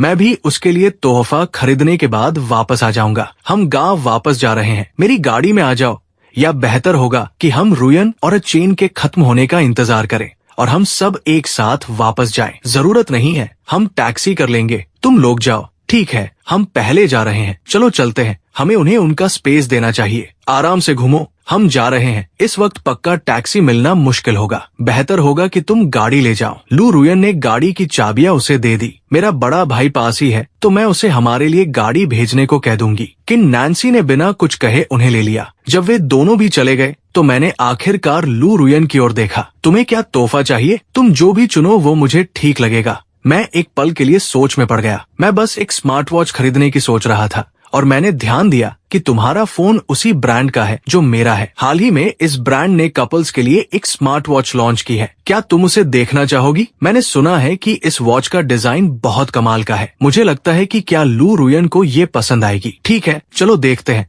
दोनों शॉप में गए और घूमे। ये वाला, ऐसा लगता है कि ये ब्लू और पिंक रंग में भी आता है। ये लेटेस्ट मॉडल है। इस वॉच में कपल्स के लिए एक एक्सक्लूसिव ऐप भी है, तो तुम इमोशन शेयर करके अपना डेटा सिंक कर सकते हो। क्या आप हमें वो ब्लू और पिंक वाला पेयर दे सकते हैं प्लीज? मैं उन्हें ट्राई करना चाहता हूँ। मैंने रुयन की कलाई पर दोनों घड़ियां रखी। कौन सा बेहतर लग रहा है? तुम्हें कौन सा ज्यादा पसंद है? दोनों बहुत सुंदर है। तुम जो भी चुनोगे मुझे पसंद आएगा। हमें ब्लैक और पर्पल वाला पेयर चाहिए। अभी लाता हूँ सर, तो मैं नए वाले लेकर आता हूँ। मैंने लड़की के लाल होते गालों पर ध्यान नहीं दिया। एम्प्लॉय जल्दी से 2 नए बॉक्स लेकर वापस आया। मैंने लू रुयन के हाथों से बैग ले लिया। शुक्रिया, मुझे ये बहुत पसंद है। अगर तुम्हें ये पसंद है तो मेरे लिए इतना ही काफी है। ये पहली बार है जब मैंने अपनी गर्लफ्रेंड के लिए कोई तोहफा चुना है। मुझे लगता है कि ये बहुत खास बात है। जब हम वापस आए तो रात के 9 बज चुके थे। मैंने अपना सामान लिया और गाड़ी से उतरने के लिए तैयार हो गया। अचेन, लू रुयन ने मुझे रोकने के लिए पुकारा। क्या हुआ? क्या तुम कल फ्री हो? मैं चाहती हूँ कि हम साथ घूमने चलें। मेरा मतलब है कि सिर्फ हम दोनों ही जाएं। उसे लग रहा था कि उसका दिल बहुत तेजी से धड़क रहा है। मैं एक पहाड़ के बारे में जानता हूँ जहाँ बहुत खूबसूरत नजारे हैं। हम कार्स चला सकते हैं और चोटी से दूर तक समुद्र देखा जा सकता है। हमारी नजरें मिली। रुयन के गाल थोड़े लाल थे। तुम जो भी तय करो, मैं कल सुबह तुम्हें पिक कर लूंगा। जल्दी निकलना होगा, हमें 5 बजे निकलना है। ठीक है। अगली सुबह मुझे कॉल की आवाज से जगाया गया। मैं मुड़ा। स्क्रीन देखने के लिए मैंने फोन उठाया। हेलो। ओह, मुझे माफ करना, मैं सो गया था। मैं अपना मुंह धोता हूँ, कपड़े बदलता हूँ और वहाँ आता हूँ। मैं तुम्हारे घर के दरवाजे पर हूँ। मुझे तुम्हारे दादा दादी को जगाने में डर लग रहा था, इसलिए मैंने डोरबेल बजाने की हिम्मत नहीं की। हाँ, बिल्कुल। मैं दरवाजा खोलता हूँ। मुझे 1 सेकंड दो। तुम इतनी जल्दी क्यों उठ गई? ऐसा कहा जा सकता है कि ये हमारी पहली असली डेट है, इसलिए मैं जानबूझकर थोड़ा जल्दी उठ गई। क्या बात कर रही हो? ऐसा नहीं है कि मैं जल्दी उठी, मैं तो रात भर सो ही नहीं पाई। वो मेरे पीछे पीछे घर में आ गई। मैंने अपने कमरे की तरफ इशारा किया। थोड़ी देर लिविंग रूम में बैठो, मैं मुंह धोकर कपड़े बदल लेता हूँ। मुझे बिल्कुल भी देर नहीं लगेगी। लू रुयन ने मुझे साफ और अच्छे कपड़ों में बाहर आते देखा। क्या तुम्हें कुछ और ले जाना है? मैं इसे अपने बैग में रख सकती हूँ, चिंता मत करो, मेरे पास और कुछ नहीं है। चलो चलते हैं। लू रुयन और मैं एक दूसरे के बगल में खड़े होकर जूते बदल रहे थे। तब जाकर मैंने ध्यान दिया कि हम दोनों की चप्पलें एक जैसी लग रही थी। सुनो, ऐसा लगता है कि हमारी चप्पलें बिल्कुल एक जैसी हैं, बस एक ब्लू है और दूसरी पिंक है। क्या तुमने इन्हें खरीदा था? मैं मुस्कुराया और उसे जवाब दिया, नहीं, बिल्कुल नहीं, इन्हें मेरी दादी ने खरीदा था। उन्होंने खास तुम्हारे लिए तैयार किया था। उन्होंने कहा कि चूंकि तुम इतने दिनों तक यहाँ रहने वाली हो तो शायद तुम मिलने आओगी, इसलिए उन्होंने तुम्हारे लिए एक पेयर तैयार किया है। सुबह का मौसम थोड़ा ठंडा था, काफी ताजा था। जैसे ही मैं दरवाजे से बाहर निकला मुझे ठंड लगी। मैं एक हल्की जैकेट लाना भूल गया। खैर कोई बात नहीं, मैं वापस ऊपर नहीं जाना चाहता। वैसे भी दोपहर में गर्मी होगी। मेरा स्कार्फ गाड़ी में है, मैं थोड़ी देर में तुम्हें पहना दूंगी ताकि तुम गर्म रह सको। और तुम्हें ठंड नहीं लग रही है? नहीं, बिल्कुल नहीं। हम दोनों वापस गाड़ी में आ गए। लू रुयन ने पीछे की सीट से एक सफेद स्कार्फ लिया और मुझे दे दिया। इसे पहन लो, यहाँ गाड़ी में भी ठंड लग रही है। मैंने उसका प्यारा सा जेस्चर मना नहीं किया। जब मैंने खुद को उसमें लपेटा तो उसकी मीठी खुशबू ने मुझे पूरी तरह से घेर लिया। ये बहुत अच्छी खुशबू थी। लू रुयन ने अपना फोन मेरी तरफ बढ़ाया। हम कहाँ जा रहे हैं? जीपीएस में मेरी मदद करो। मैंने मैप्स ऐप में एड्रेस डाला और उसे वापस कर दिया। जब उसने इसे लिया तो उसकी उंगलियां मेरी उंगलियों से धीरे से छुई। ये सिर्फ एक पल का स्पर्श था, लेकिन मुझे ऐसा लगा जैसे कोई इलेक्ट्रिक करंट मुझ में दौड़ गया हो। मेरे पूरे शरीर में एक सिहरन दौड़ गई। मैंने थोड़ी घबराहट के साथ अपना हाथ वापस खींच लिया। लू रुयन ने फोन को स्टैंड पर रखा, मेरी तरफ मुड़ी और पूछा, और क्या हम हाथ पकड़कर चल सकते हैं? हाँ बिल्कुल, तुम जब चाहो मेरा हाथ पकड़ सकती हो। क्या हुआ? क्या तुम शर्मा रही हो? मैं लू रुयन ने नखरे करते हुए जवाब दिया, बिल्कुल नहीं, मैं काटता नहीं हूँ। तुम्हें इतना नर्वस होने की जरूरत नहीं है। मैंने प्यार से उसके बाल सहलाए। मुझे अचानक लगा कि लू रुयन बहुत प्यारी है। मैं अपनी हंसी नहीं रोक पाया। तुम किस बात पर हंस रहे हो? लड़की ने मुंह बनाते हुए मुझसे पूछा। कुछ नहीं, कुछ नहीं, बस बात यह है कि हाथ पकड़ने के लिए परमिशन कौन मांगता है? लू रुयन ने बात करते हुए अपनी सीट बेल्ट बांध ली। मुझे डर था कि तुम तैयार नहीं होगे। थोड़ी देर बाद हम टूरिस्ट एरिया के बाहर पार्किंग में पहुंचे, जिस पहाड़ के बारे में मैंने बात की थी। असल में वो सिर्फ एक पहाड़ी थी जो बहुत ऊंची नहीं थी, लेकिन उस समय तक काफी लोग वहां इकट्ठा हो गए थे। आसमान गुलाबी और बैंगनी रंग से रंगा हुआ था, जो हरी पहाड़ियों के साथ एक शानदार नजारा बना रहा था। मैं गाड़ी से बाहर निकला और हल्की हवा ने मेरे बाल बिखेर दिए। जब मैं मुड़ा तो मैंने देखा कि लू रुयन अपना कैमरा पकड़े मेरी तस्वीरें ले रही थी। मैंने उसका साथ दिया। मैं मुस्कुराया और पीस साइन बनाते हुए पोज दिया। क्या तुम मेरी तस्वीरें ले रही हो? क्या बात है? क्या मैं बहुत खराब लग रहा हूँ? बिल्कुल नहीं, तुम बहुत हैंडसम लग रहे हो। देखो, अगर तुम्हें मेरी बात पर यकीन नहीं है। लू रुयन ने कैमरा पकड़ा और मुझे दे दिया। वाह, तुम बहुत अच्छी तस्वीरें लेती हो। मैं बहुत अच्छा लग रहा हूँ। लू रुयन मुस्कुराई और मेरा गाल खींचने के लिए हाथ उठाया। लगता है मेरे बॉयफ्रेंड को मेरी फोटोग्राफी स्किल्स पसंद आई। मैंने अपने बाल ठीक करते हुए बेवकूफों की तरह हंसा। अचानक उसने कैमरा उठाया और मेरी एक और फोटो ली। मैं सुन्न रह गया। तुम्हें बिना बताए मेरी तस्वीरें लेना इतना पसंद है? तुमने मुझे बताया भी नहीं। तुम क्यूट लग रहे थे तो मैंने बिना सोचे ले ली। मुझे लगा जैसे मेरे कान तुरंत लाल हो गए। मैं रोबोट की तरह बेहद अजीब तरीके से एंट्रेंस की ओर चला। चलो, आगे का नजारा और भी बेहतरीन है। चूंकि पहाड़ी बहुत ऊंची नहीं थी, इसलिए चोटी पर पहुंचने में हमें कोई मेहनत नहीं करनी पड़ी। फिर भी ऊपर से नजारा बहुत खूबसूरत था। मुझे तुम्हारी भी एक फोटो लेने दो। बेहतर होगा कि तुम वहां आगे खड़े हो जाओ। लू रुयन ने मुझे देने के लिए अपना कैमरा उतारा। मैं आगे चला और लेंस के जरिए उसे देखा। मेरा दिल धड़कने लगा। वो रोशनी में नहाकर खड़ी थी, बहुत प्यारी लग रही थी, लेकिन साथ ही एक शानदार और निडर खूबसूरती के साथ। सिर्फ ये सोचकर कि इतनी खूबसूरत लड़की मेरी गर्लफ्रेंड है, मेरा दिल तेजी से धड़कने लगा। वो कैमरा के फ्रेम से बाहर आकर मेरे पास आई। क्या हुआ? तुम खो गए क्या? तुम सीधे मुझे क्यों नहीं देख रहे हो? मैंने जल्दी से कैमरा से नजरें हटाई और लू रुयन को देखा। न, इतना मत सोचो, मैं तो तुम्हें देख भी नहीं रहा था। हाँ, तुम सच में मुझे नहीं देख रहे थे। अगर मेरा बॉयफ्रेंड मुझे नहीं देख रहा था तो वो किसे देख रहा था? अरे, अब मुझे मत चिढ़ाओ, मुझे पता चल गया है। लू रुयन बस मुझे चिढ़ा रही है। उसे अच्छी तरह पता है कि मैं अभी अभी ली गई तस्वीरें देख रहा हूँ, और फिर भी उसे सीधे बोलना ही है। इस वक्त बहुत से लोग तस्वीरें ले रहे थे। लू रुयन एक लड़की के पास गई। हाय दोस्त, क्या तुम मेरी और मेरे बॉयफ्रेंड की एक फोटो ले सकती हो? लड़की ने बड़ी खुशी से कैमरा ले लिया। ये जगह बहुत खूबसूरत है। आखिरकार ये हमारी पहली बार है जब हम साथ में ट्रैवल कर रहे हैं। हमारे पास एक साथ वाली फोटो तो होनी चाहिए। फिर उसने धीरे से अपना सिर मेरे कंधे पर टिका दिया। मैं अभी भी उसे देखने के लिए सिर घुमा रहा था और लड़की ने हमें उसी पल कैप्चर कर लिया। और फिर जब मैंने कैमरा की तरफ सिर घुमाया तो उसने एक और अचानक फोटो ले ली। लू रुयन ने मेरे कान में फुसफुसाया, सिर घुमाओ और मुझे देखो। मैंने सिर घुमाया और देखा कि लू रुयन मुस्कान के साथ मेरी ओर देख रही थी। हमारी फोटो ली जा रही है। मैं थोड़ा मुस्कुराया। हाँ, मैंने अपना हाथ उठाया और उसके कंधों के चारों ओर डाला और हमने साथ में कैमरा की ओर देखा। कितने प्यारे हो तुम दोनों दोस्त, तुम दोनों से प्यार बरस रहा है। शुक्रिया, मेरा तो इतनी मिठास से दांत दुखने लगे। बहुत बहुत शुक्रिया। शुक्रिया तुम्हें, बाद में मिलते हैं। लू रुयन ने एक हाथ से कैमरा लिया। जब वापस जाओगे तो आज की फोटोज भेज देना। ठीक है। लू रुयन ने कैमरा रख लिया और फिर से मेरा हाथ पकड़ लिया। हमने कुछ और देर नजारों का आनंद लिया और फिर पहाड़ से उतरे। हम दोनों ने एक रेस्टोरेंट ढूंढा। बैठने के बाद मैंने पूछा, कितने दिन? लू रुयन ने एक एक्सायो लॉन्ग बाओ उठाया, विनेगर में डुबोया और खा लिया। आने से पहले प्लान था कि 1 हफ्ते रुकेंगे। अभी के लिए मैंने तय किया है कि 10 तारीख को अपनी बड़ी बहन के साथ वापस जाऊंगी। हम दोनों खिड़की के पास बैठकर खाना खाते हुए नजारों का मजा ले रहे थे। कल मैं अपने दादा दादी के साथ हाइचिंग जाऊंगा। कुछ दिन अपनी बुआ के घर रहूंगा। इसलिए जब कल रात बुआ ने मुझे कॉल किया तो हमने कंफर्म कर लिया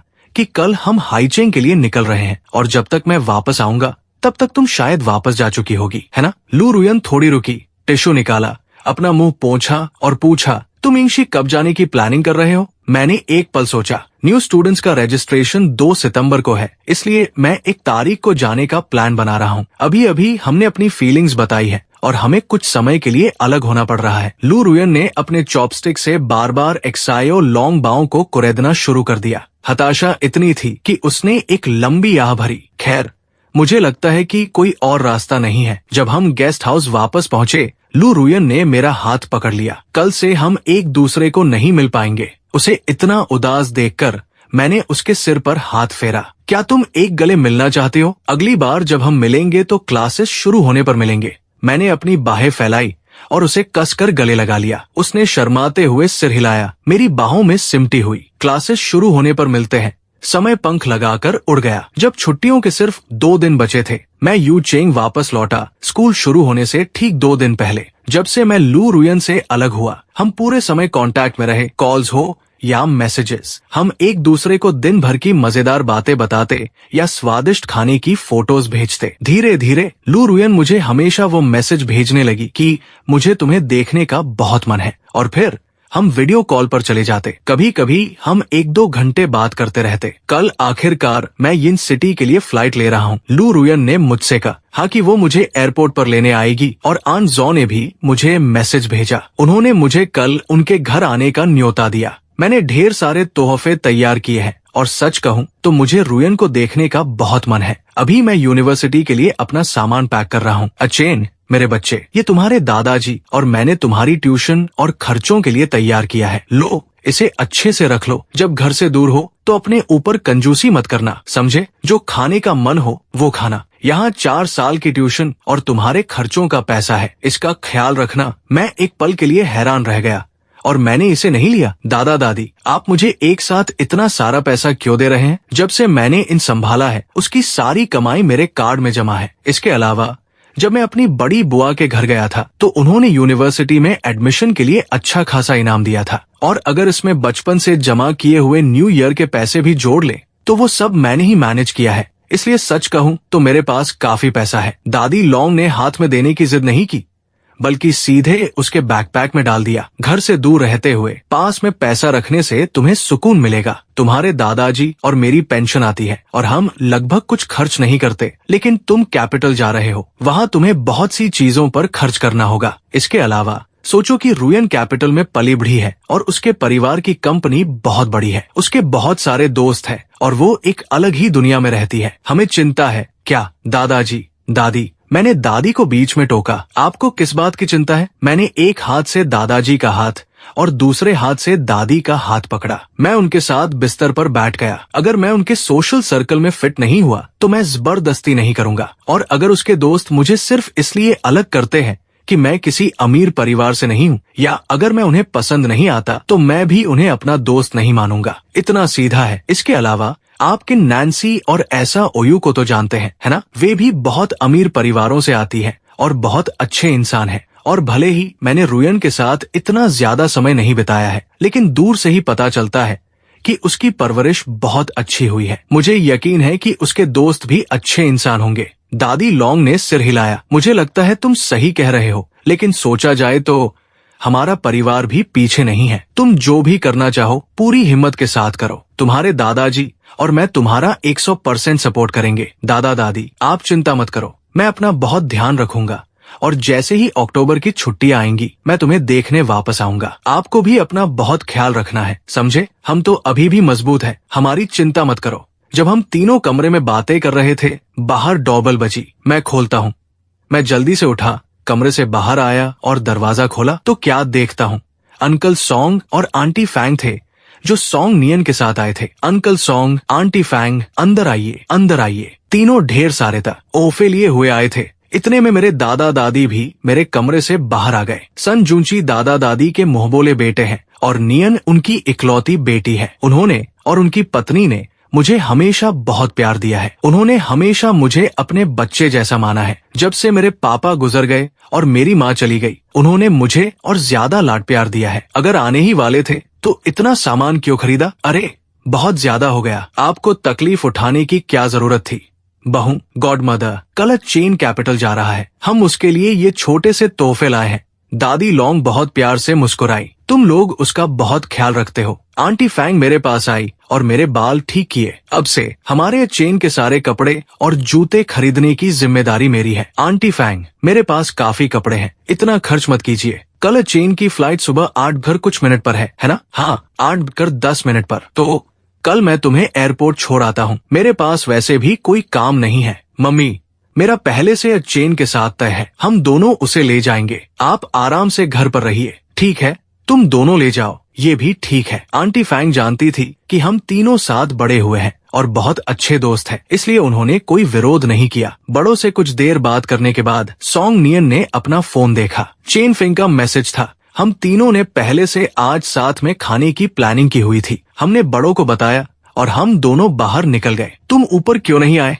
अंकल सॉन्ग और आंटी फैंग के सामने मुझे थोड़ी शर्म आती है। तुम्हें पता है ना? तुम्हें शर्म किस बात की? क्या मेरी मम्मी ने तुम्हें हमेशा अपने दामाद जैसा नहीं माना? ऐसा कहते हुए सॉन्ग नियन ने उसके होठों पर एक किस कर दिया। मैंने अपनी आंखें ढक ली। अरे तुम दोनों जरा सी बात पर किस करने लग जाते हो। मैं अभी तुम्हारे बगल में खड़ा हूँ, तुम्हें पता है ना? थोड़ा तो छिपाने की कोशिश करो, तुम्हारा चेहरा पूरा लाल है। क्या तुम दोनों ने कभी किस नहीं किया? ना, हमें इतनी क्लोजनेस नहीं है। तुम दोनों जैसी नहीं, जो बचपन से एक ही पालने में सोते थे। मुझे लग रहा था कि लू रुयन के साथ मेरा रिश्ता काफी तेजी से आगे बढ़ रहा है, लेकिन ये दोनों तो मेरी सारी कल्पनाओं से भी आगे हैं। चेन फेंग समझ गया कि मुझे बहुत शर्म आई थी, इसलिए उसने मुझे चिढ़ाना बंद कर दिया। चेन कैपिटल में अपना बहुत ध्यान रखना, समझे? जब भी हमारे पास समय होगा हम तुमसे मिलने आएंगे और तुम हमें पूरा शहर घुमाना। मैंने सिर हिलाया। तुम दोनों भी अपना ध्यान रखना। जब तुम लोग वहाँ आओगे तो मैं तुम्हें बहुत अच्छा खाना खिलाऊंगा। चलो, डील पक्की। अगले दिन सुबह सॉन्ग नियन और चेन फेंग ने मिलकर मुझे कार में एयरपोर्ट तक छोड़ा। जब तुम वहाँ पहुँचो तो तुम नए दोस्त बना पाओगे। अगर कुछ हो तो किसी भी समय हमें कॉल करना। तुम दूर हो इसलिए शर्म वर्म की बातें मत करना। अरे बस, तुम इतने सेंटिमेंटल क्यों हो रहे हो जबकि हम पूरी तरह से बड़े हो चुके हैं? मैंने उनके कंधे पर थपकी देते हुए कहा। मत चिंता करो, अगर कुछ भी होगा तो मैं तुम्हें बता दूंगा, मैं वादा करता हूँ।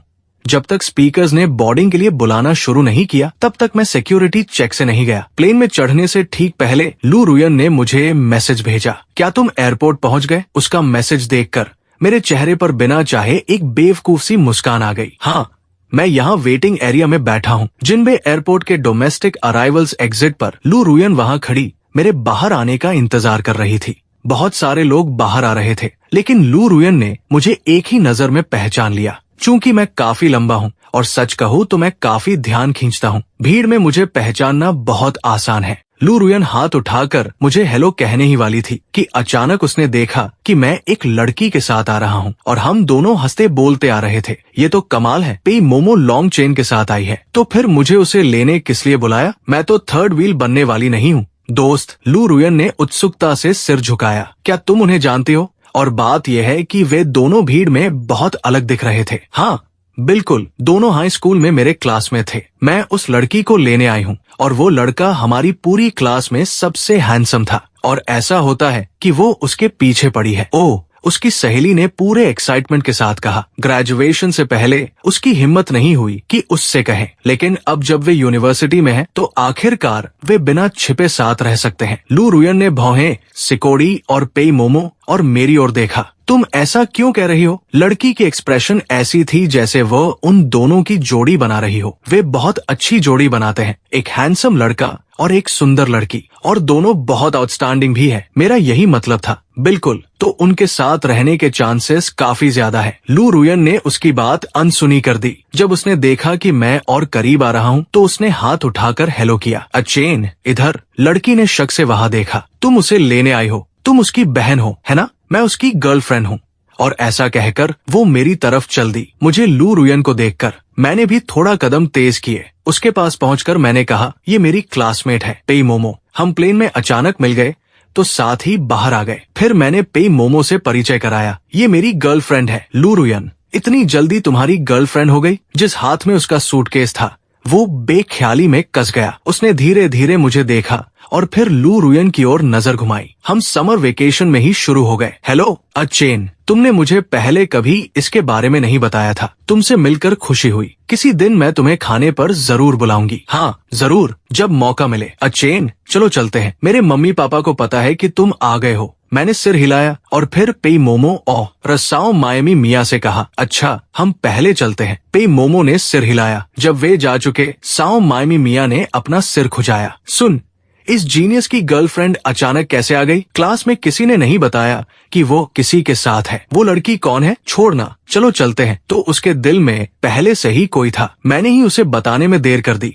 गाड़ी में बैठते ही मैंने एक पानी की बोतल पकड़ी और 2 बड़े घूंट भरे। सुनो, मुझे क्यों लग रहा है कि यहाँ यिंगशी में यूचेंग से ज्यादा गर्मी है। आज तो सच में काफी गर्मी है। तुम अभी अभी आए हो, इसलिए एडजस्ट होने में थोड़ा समय लगेगा। अभी हम घर नहीं जा रहे। क्या तुमने नहीं कहा था कि जैसे ही मुझे देखोगी मुझे गले लगाओगी? तो तुमने अभी तक गले क्यों नहीं लगाया? मैं थोड़ा मुस्कुराया, अपनी बाहें फैलाई और उसे अपने सीने से लगा लिया। हम कुछ मिनट्स तक गले मिले रहे और फिर अलग हुए। लू रुयन ने गाड़ी स्टार्ट की और हम पार्किंग से बाहर निकले। हम जल्दी ही उसके घर पहुंच गए। जैसे ही लिफ्ट का दरवाजा खुला, हमने एंट्रेंस पर 2 लोगों को खड़ा देखा। अचेन बचपन से बहुत ज्यादा हैंडसम हो गया है। अचेन, ये मेरे मम्मी पापा है। मैं लिफ्ट से बाहर आया और बहुत तमीज से उन्हें नमस्ते किया। नमस्ते अंकल, आंटी, हेलो, अंदर आओ, अंदर आओ। मैंने तुम्हारे लिए एक कमरा तैयार किया है, आओ मैं तुम्हें दिखाती हूँ। रुयन, किसी को बोलो सामान ऊपर ले आए। अभी करती हूँ।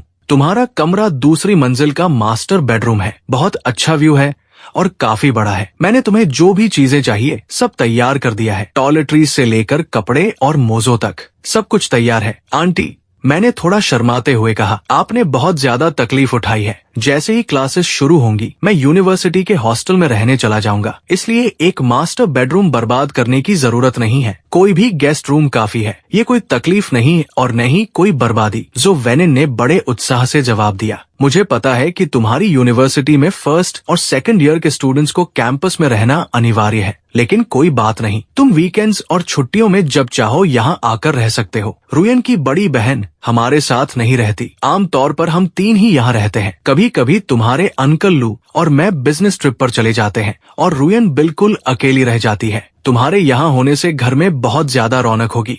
मैं हल्का सा मुस्कुराया और जो वेनिन की बात सुनता रहा। अगर आंटी जो इतने प्यार से कह रही है तो मैं मना कैसे कर सकता हूँ। मैं उस जमाने में तुम्हारी दादी की स्टूडेंट थी, जब मैं यूचेंग में यूनिवर्सिटी में पढ़ रही थी। मैंने उन्हें काफी परेशान किया। अब जब तुम हमारे घर आ रहे हो और रुयन के बॉयफ्रेंड भी हो, तो ये स्वाभाविक है कि मैं तुम्हें राजा की तरह ट्रीट करना चाहती हूँ। जब आंटी जो ने ऐसा कहा तो मैं और ज्यादा मना नहीं कर सकता था। बहुत शुक्रिया आंटी, कोई बात नहीं, तुम आराम से रहो। ये तुम्हारा अपना घर है। तुम्हारे अंकल और मैं आमतौर पर बहुत व्यस्त रहते हैं। घर में हमारे बटलर और हेल्पर्स हैं। अगर तुम्हें कुछ भी चाहिए तो उनसे कह देना। हालांकि जाहिर है कि तुम हमें भी कॉल कर सकते हो।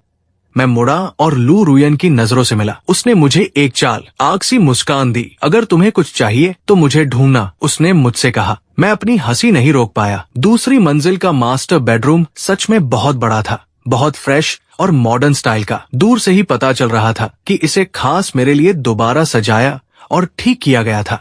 मैं ज़ो वेनिन के पीछे पीछे कमरे में घूमता रहा। इतनी सारी मेहमानवाजी से थोड़ा शर्मिंदा महसूस कर रहा था। मुझे मानना पड़ा कि आंटी ज़ो ने बिल्कुल हर चीज के बारे में सोचा था। ड्रेसिंग रूम में मेरे साइज के सिर्फ मर्दों के कपड़े थे। उन्होंने कुछ कपड़ों के टैग्स भी निकलवा दिए थे और उन्हें धुलवा दिया था ताकि मैं आते ही पहन सकूं। शुक्रिया कहने के अलावा मुझे कुछ और कहना ही नहीं सूझ रहा था। आंटी, आप मेरे साथ बहुत अच्छी हैं। सच में मुझे समझ नहीं आ रहा कि मैं क्या कहूँ। अरे बेवकूफ बच्चे, ऐसा इसलिए है क्योंकि मुझे तुमसे बहुत लगाव हो गया है। अगर तुम रुयन के बॉयफ्रेंड भी नहीं होते तब भी मैं तुम्हारा उसी तरह ख्याल रखती।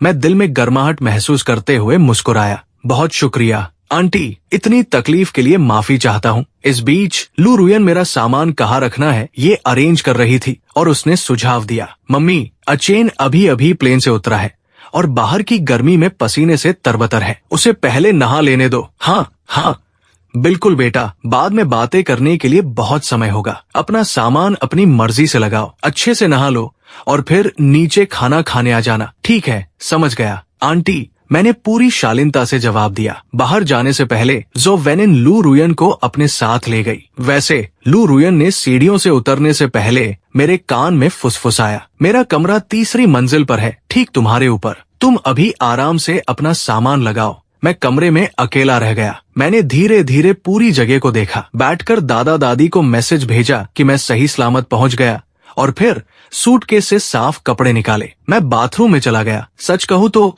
मुझे लगा था कि लू परिवार के घर आकर मैं बहुत नर्वस और असहज महसूस करूंगा, लेकिन ऐसा बिल्कुल नहीं हुआ। उनके साथ रहना बहुत नेचुरल और रिलैक्स लग रहा था। नहाकर बाहर आया, बाल अच्छे से सुखाए और डाइनिंग रूम में नीचे गया। अचेन, आओ जल्दी बैठो और खाना खाओ। ये एग योक चिकन विंग्स रुयन की फेवरेट है और मेरी स्पेशलिटी भी। बिना झिझक चखो। मैंने एक विंग उठाया और अच्छे से काटा। आंटी, आप तो कमाल की कुकिंग करती है। अरे इतनी चापलूसी मत करो, रुयन बीच में बोल पड़ी। मैं 1 सेकंड के लिए जम गया। लेकिन तू क्या बोल रही है, बदतमीज लड़की, उसकी माँ ने उसे डांटा। ये क्या कह रही है? मैं कभी चेन के साथ बुरा बर्ताव नहीं करूंगी। इसकी बकवास पर ध्यान मत दो। बेटा, तुम जो खाना चाहो वो खाओ, जितना खाना चाहो उतना खाओ, और अगर कुछ पसंद नहीं आता तो वो भी मुझे पूरे विश्वास से बता सकते हो। यहाँ बात बस इतनी है कि तुम एंजॉय करो और कंफर्टेबल रहो, ठीक है? मैं बहुत सुकून से मुस्कुराया। मुझे उस मेज पर जो गर्मजोशी भरा माहौल था वो बहुत पसंद आया। मम्मी पापा का पास होना कितना अच्छा लगता है। रुयन, तुम्हें चेन का बहुत अच्छा ख्याल रखना है। खाना खाने के बाद ज़ो वेनिन और लू चेंग एक्सायों का कुछ काम बाकी था, इसलिए उन्होंने रुयन को मेरा ख्याल रखने की जिम्मेदारी दी। फिर वे घर से चले गए। मैंने अपने कमरे की ओर इशारा किया और रुयन से कहा, अच्छा मैं अपने कमरे में जाकर कुछ चीजें ठीक करता हूँ। हाँ, जब काम हो जाए तो थोड़ा आराम करो, एक झपकी ले लो। शाम को मैं तुम्हें घुमाने ले चलूंगी। ठीक है। मैं अपने कमरे में लौटा और सूटकेस से सारे तोहफे निकाले। ये रात को सबको बांट दूंगा, बाकी सामान को छुआ तक नहीं। वैसे भी कल स्कूल ले जाना है। मैं बिस्तर पर लेटा और 1 घंटे सोया। उठने के बाद कपड़े बदले और नीचे आया। यंग मास्टर चेन मिस आपको ढूंढ रही थी, वो अपने कमरे में वापस गई है। तो मैं ऊपर जाकर उसे ढूंढता हूँ। मिसेस वैंग, ये ऊपर जाने वाला है। जी हाँ यंग मास्टर चेन, मिस ने कहा कि उन्हें जूस चाहिए और उन्होंने मुझसे आपके लिए भी एक बनाने को कहा। मैं अभी वही ले जा रही थी। बहुत शुक्रिया मिसेस वैंग। मैंने मिसेस वैंग के हाथों से ट्रे ले लिया। दरवाजा बंद नहीं था, इसलिए मैंने दस्तक दी। तुम उठ गए। दरवाजे पर खड़े होकर मैंने रुयन को अपने कमरे की कुर्सी पर बैठे देखा। अंदर आओ, बैठो। रुयन ने अपना फोन लॉक किया, एक तरफ रख दिया, मेरे पास आई और ट्रे ले ली। अच्छी नींद आई? बहुत अच्छी। मुझे कहीं भी नींद आ जाती है, इसलिए बहुत जल्दी सो गया। मैं उसके साथ कमरे में गया। ये पहली बार थी जब मैं रुयन के कमरे में आया था। लेआउट मेरे कमरे जैसा ही था, बस डेकोरेशन का स्टाइल अलग था। जो मैंने कभी नहीं सोचा था वो ये कि उसके कमरे में इतने सारे बने हुए लीगो फिगर्स होंगे। तुम्हारे पास कितने सारे कलेक्शन वाले लीगोज हैं। कई ऐसे हैं जो मैं हमेशा से चाहता था लेकिन कभी मिले नहीं। रुयन की आंखें चमक उठीं। क्या तुम्हें पसंद है? हाँ, मुझे लीगोज बनाना बहुत पसंद है। मैं हमेशा पैसे जोड़कर खरीदता हूँ। मेरी नजरें सब कह रही थी। मैं पूरी तरह से मंत्रमुग्ध था। रुयन ने मेरा हाथ पकड़ा। आओ, मैं तुम्हें अपने सीक्रेट बेस पर ले चलती हूँ। उत्सुकता के साथ मैं उसके पीछे पीछे तीसरी मंजिल के ऊपर एटिक तक गया। दरवाजा खोलते ही मैंने देखा कि पूरी जगह हर तरफ लीगो से भरी हुई थी। बने हुए लीगोस एक ग्लास कैबिनेट में डिस्प्ले थे और जो अभी बनाने बाकी थे वे अपने बॉक्सेस में एक और अलमारी में रखे थे। मुझे भी बहुत पसंद है। हाई स्कूल के लास्ट ईयर में स्ट्रेस कम करने के लिए मैं यही बैठी बैठी इन्हें बनाती रहती थी। मेरे मम्मी पापा ने कभी मुझे इस हॉबी से नहीं रोका, बल्कि उन्होंने मेरे लिए ढेर सारे खरीदे। कौन सोचता हमारा हॉबी एक जैसा है। मेरी आंखें उत्साह से चमक रही थी। ये हो ही नहीं सकता, तुम्हारे पास कितने सारे हैं। दूर से ही पता चलता है कि अंकल लू और आंटी जो तुम्हें कितना लाड प्यार करते हैं। रुयन ने पूरे भरोसे के साथ मुझसे कहा, आज से ये सब सिर्फ मेरा नहीं है, तुम्हारा भी है। मेरे मम्मी पापा लगभग कभी यहाँ ऊपर नहीं आते, बस क्लीनिंग लेडी कभी कभार साफ करने आती है। तुम जब चाहो अंदर आ सकते हो। जितने भी नए लीगोस दिखें बना डालो। और हाँ, अगर तुम्हें पहले से बने हुए में से कोई पसंद आता है तो वो भी तुम्हारा। मेरा दिल गर्माहट से भर गया। तुम मेरे साथ इतना अच्छा व्यवहार क्यों करती हो? रुयन ने मेरा हाथ पकड़ा और धीरे धीरे झुलाया। तुम मेरे बॉयफ्रेंड हो, जाहिर है मैं तुम्हारे साथ अच्छा करूंगी। क्या हमने तय नहीं किया था कि हम इस रिश्ते को बहुत गंभीरता से लेंगे? हम दोनों कारपेट पर बैठे थे, ग्लास कैबिनेट से पीठ टिकाए, शरीर एक दूसरे से बहुत करीब। लू रुयन का सिर मेरे कंधे पर टिका हुआ था और खिड़की के उस पार पेड़ों की पत्तियों से छनकर धूप आ रही थी। मैंने उसकी आंखों में देखने के लिए सिर घुमाया और धीरे से अपना हाथ उसके कंधों पर रख दिया। रुयन, तुम कमाल हो। मेरे लिए लीगोस बहुत महंगे हैं, कुछ एडिशंस तो बंद हो चुके हैं और दुनिया भर के पैसों से भी नहीं मिल सकते, लेकिन लू रुयन उन्हें मेरे साथ शेयर करने को तैयार थी। उसने मुझे इस छोटे से कोने में आने दिया जो पहले सिर्फ उसका था। ये इससे भी ज्यादा खास बात थी। जब मैंने उसे गले लगाया तो लू रुयन थोड़ी नर्वस हो गई। अचेन, मेरा दिल 1000 की स्पीड से धड़क रहा था। पहली बार उसने मुझे ऐसे बुलाया। उसकी आवाज इतनी मीठी और नेचुरल थी और कमरे में इतना परफेक्ट सन्नाटा था कि मैं लगभग हमारी बेकाबू धड़कनों को सुन सकता था। लू रुयन प्यार से मुस्कुराई। ये जान लो कि मैं हर किसी के साथ इतनी अच्छी नहीं हूँ, लेकिन तुम मेरे बॉयफ्रेंड हो। मेरे लिए तुम बहुत खास इंसान हो। मेरे अचानक गले लगाने से उसे बेहद खुशी हुई। कमरे का माहौल और भी करीबी होता गया। वो धीरे धीरे सीधी हुई और हम थोड़ा अलग हुए। अचानक उसने मेरे गाल पर एक उड़ती सी किस दे दी। बस उसके होठों का एक हल्का सा स्पर्श, जैसे कोई डरी हुई खरगोश हो। मैंने हैरानी से अपनी आंखें पूरी खोल दी। मैं जम गया। कानों की नोकें जलती हुई महसूस हो रही थी। लू रुयन ने फिर से अपना सिर मेरे कंधे पर टिका दिया। अपने कमरे में लौटकर मैं सोफा पर बैठा कहीं शून्य में देखता रहा, ये महसूस करते हुए कि अब से जब भी मैं उस लीगो वाले कमरे में जाऊंगा मुझे लू रुयन की वो शर्मीली किस याद आएगी। प्यार में होना कितना सुंदर है। अचेन, आज रात तुम्हारे अंकल लू और मैं घर पर डिनर करने नहीं आ पाएंगे, इसलिए रुयन के साथ अकेले डिनर करना। ठीक है। मैं कुछ देर कमरे में रहा और फिर नीचे जाने के लिए तैयार हुआ। दरवाजा खोला तो देखा कि लू रुयन हाथ उठाए मेरा दरवाजा खटखटाने ही वाली थी। उसने पहल करते हुए अपना हाथ मेरी ओर बढ़ाया, सिर झुकाकर मुझे देखा। आज मैं तुम्हें घर का टूर नहीं दूंगी, ऐसा ओयू ने अभी फोन किया। उसे पता चला कि तुम बीजिंग आ गए हो और उसने कहा कि हम सब साथ में खाने चलते हैं। उस लड़की को फूल की तरह खिलकर मुस्कुराते देख मैंने भी मुस्कान लौटाई। कोई बात नहीं, आगे हमारे पास बहुत समय होगा। शाम को हम साथ में होटल पहुंचे। मुझे लगा था कि डिनर पर बस हम किन नैन्सी और ऐसा ओयू के साथ होंगे, लेकिन मुझे हैरानी हुई जब एक बहुत हैंडसम लड़का भी दिखा जिसे मैं नहीं जानता था। मैं सोच ही रहा था कि शायद ऐसा ओयू का नया बॉयफ्रेंड हो, तभी वो एक बड़ी मुस्कान के साथ हमारी ओर आया। रुयन, मैंने काफी पहले सुना था कि तुम किसी के साथ डेटिंग कर रही हो और आज आखिरकार तुमने अपने लड़के को लाने की कृपा की ताकि हम उसे देख सकें। लेकिन अचानक वो बीच में रुक गया और मुझे देखने के लिए सिर घुमाया। वाह, तो तुम्हारा टाइप ये है। मुझे नहीं पता क्यों, लेकिन मुझे लगा कि वो मुझे बहुत दुश्मनी भरी नजरों से देख रहा है। उसने मुझे सिर से पैर तक देखा और मुझे बेहद असहज महसूस कराया। हाँ, लू रुयन ने मुस्कान के साथ सिर हिलाया। मुझे लड़के बहुत पसंद है, बिल्कुल मेरे बॉयफ्रेंड जैसे। मैं आपसे अपने बॉयफ्रेंड का परिचय कराती हूँ,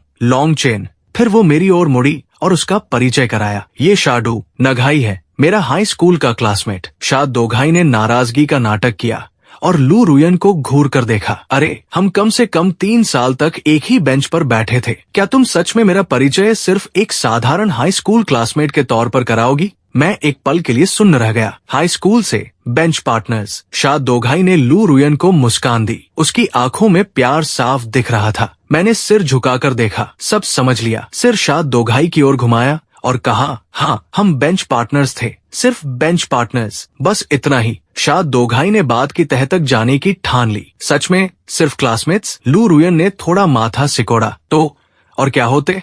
माहौल अजीब तरह से तनावपूर्ण हो गया। मैं लू रुयन की ओर मुड़ा। रुयन, मुझे भूख लगी है। समझ गई, चलो खाना खाते हैं। शा दोघाई हमें देखता रहा कि हम कैसे बात कर रहे हैं और बस अपनी मुट्ठियां कसकर भींचता रहा। खैर, हम सबको भूख लगी है, जल्दी बैठो और ऑर्डर करते हैं। लॉन्ग चेन, आज हम सब तुम्हारा स्वागत कर रहे हैं, तुम ऑर्डर करो और लू रुयन पैसे देगी। लू रुयन ने बड़ी मुस्कान के साथ मजाक किया। तुम तो बस मेरी जेब खाली करने का बहाना ढूंढ रही थी, है ना? उसने मेन्यू मेरी ओर बढ़ाया। जो भी खाने का मन हो ऑर्डर कर लो। फिर उसने अपना फोन उठाया और ऐसा ओयू को मैसेज भेजा। वो यहाँ क्यों है? शा दोघाई, तुमने उसे बुलाया? कसम खाती हूँ मैंने नहीं बुलाया। वो यहाँ अपने पेरेंट्स के साथ डिनर कर रहा था और लगता है फिर से झगड़ा हो गया। बाहर निकला तो हम अचानक मिल गए और जब उसे पता चला कि तुम थोड़ी देर में आने वाली हो तो बिन बुलाए मेहमान की तरह चिपक गया। कहने लगा कि तुम्हारे बॉयफ्रेंड से मिलना है। लू रुयन ने ऊपर देखा, उसे घूर कर देखा और फिर लिखती रही,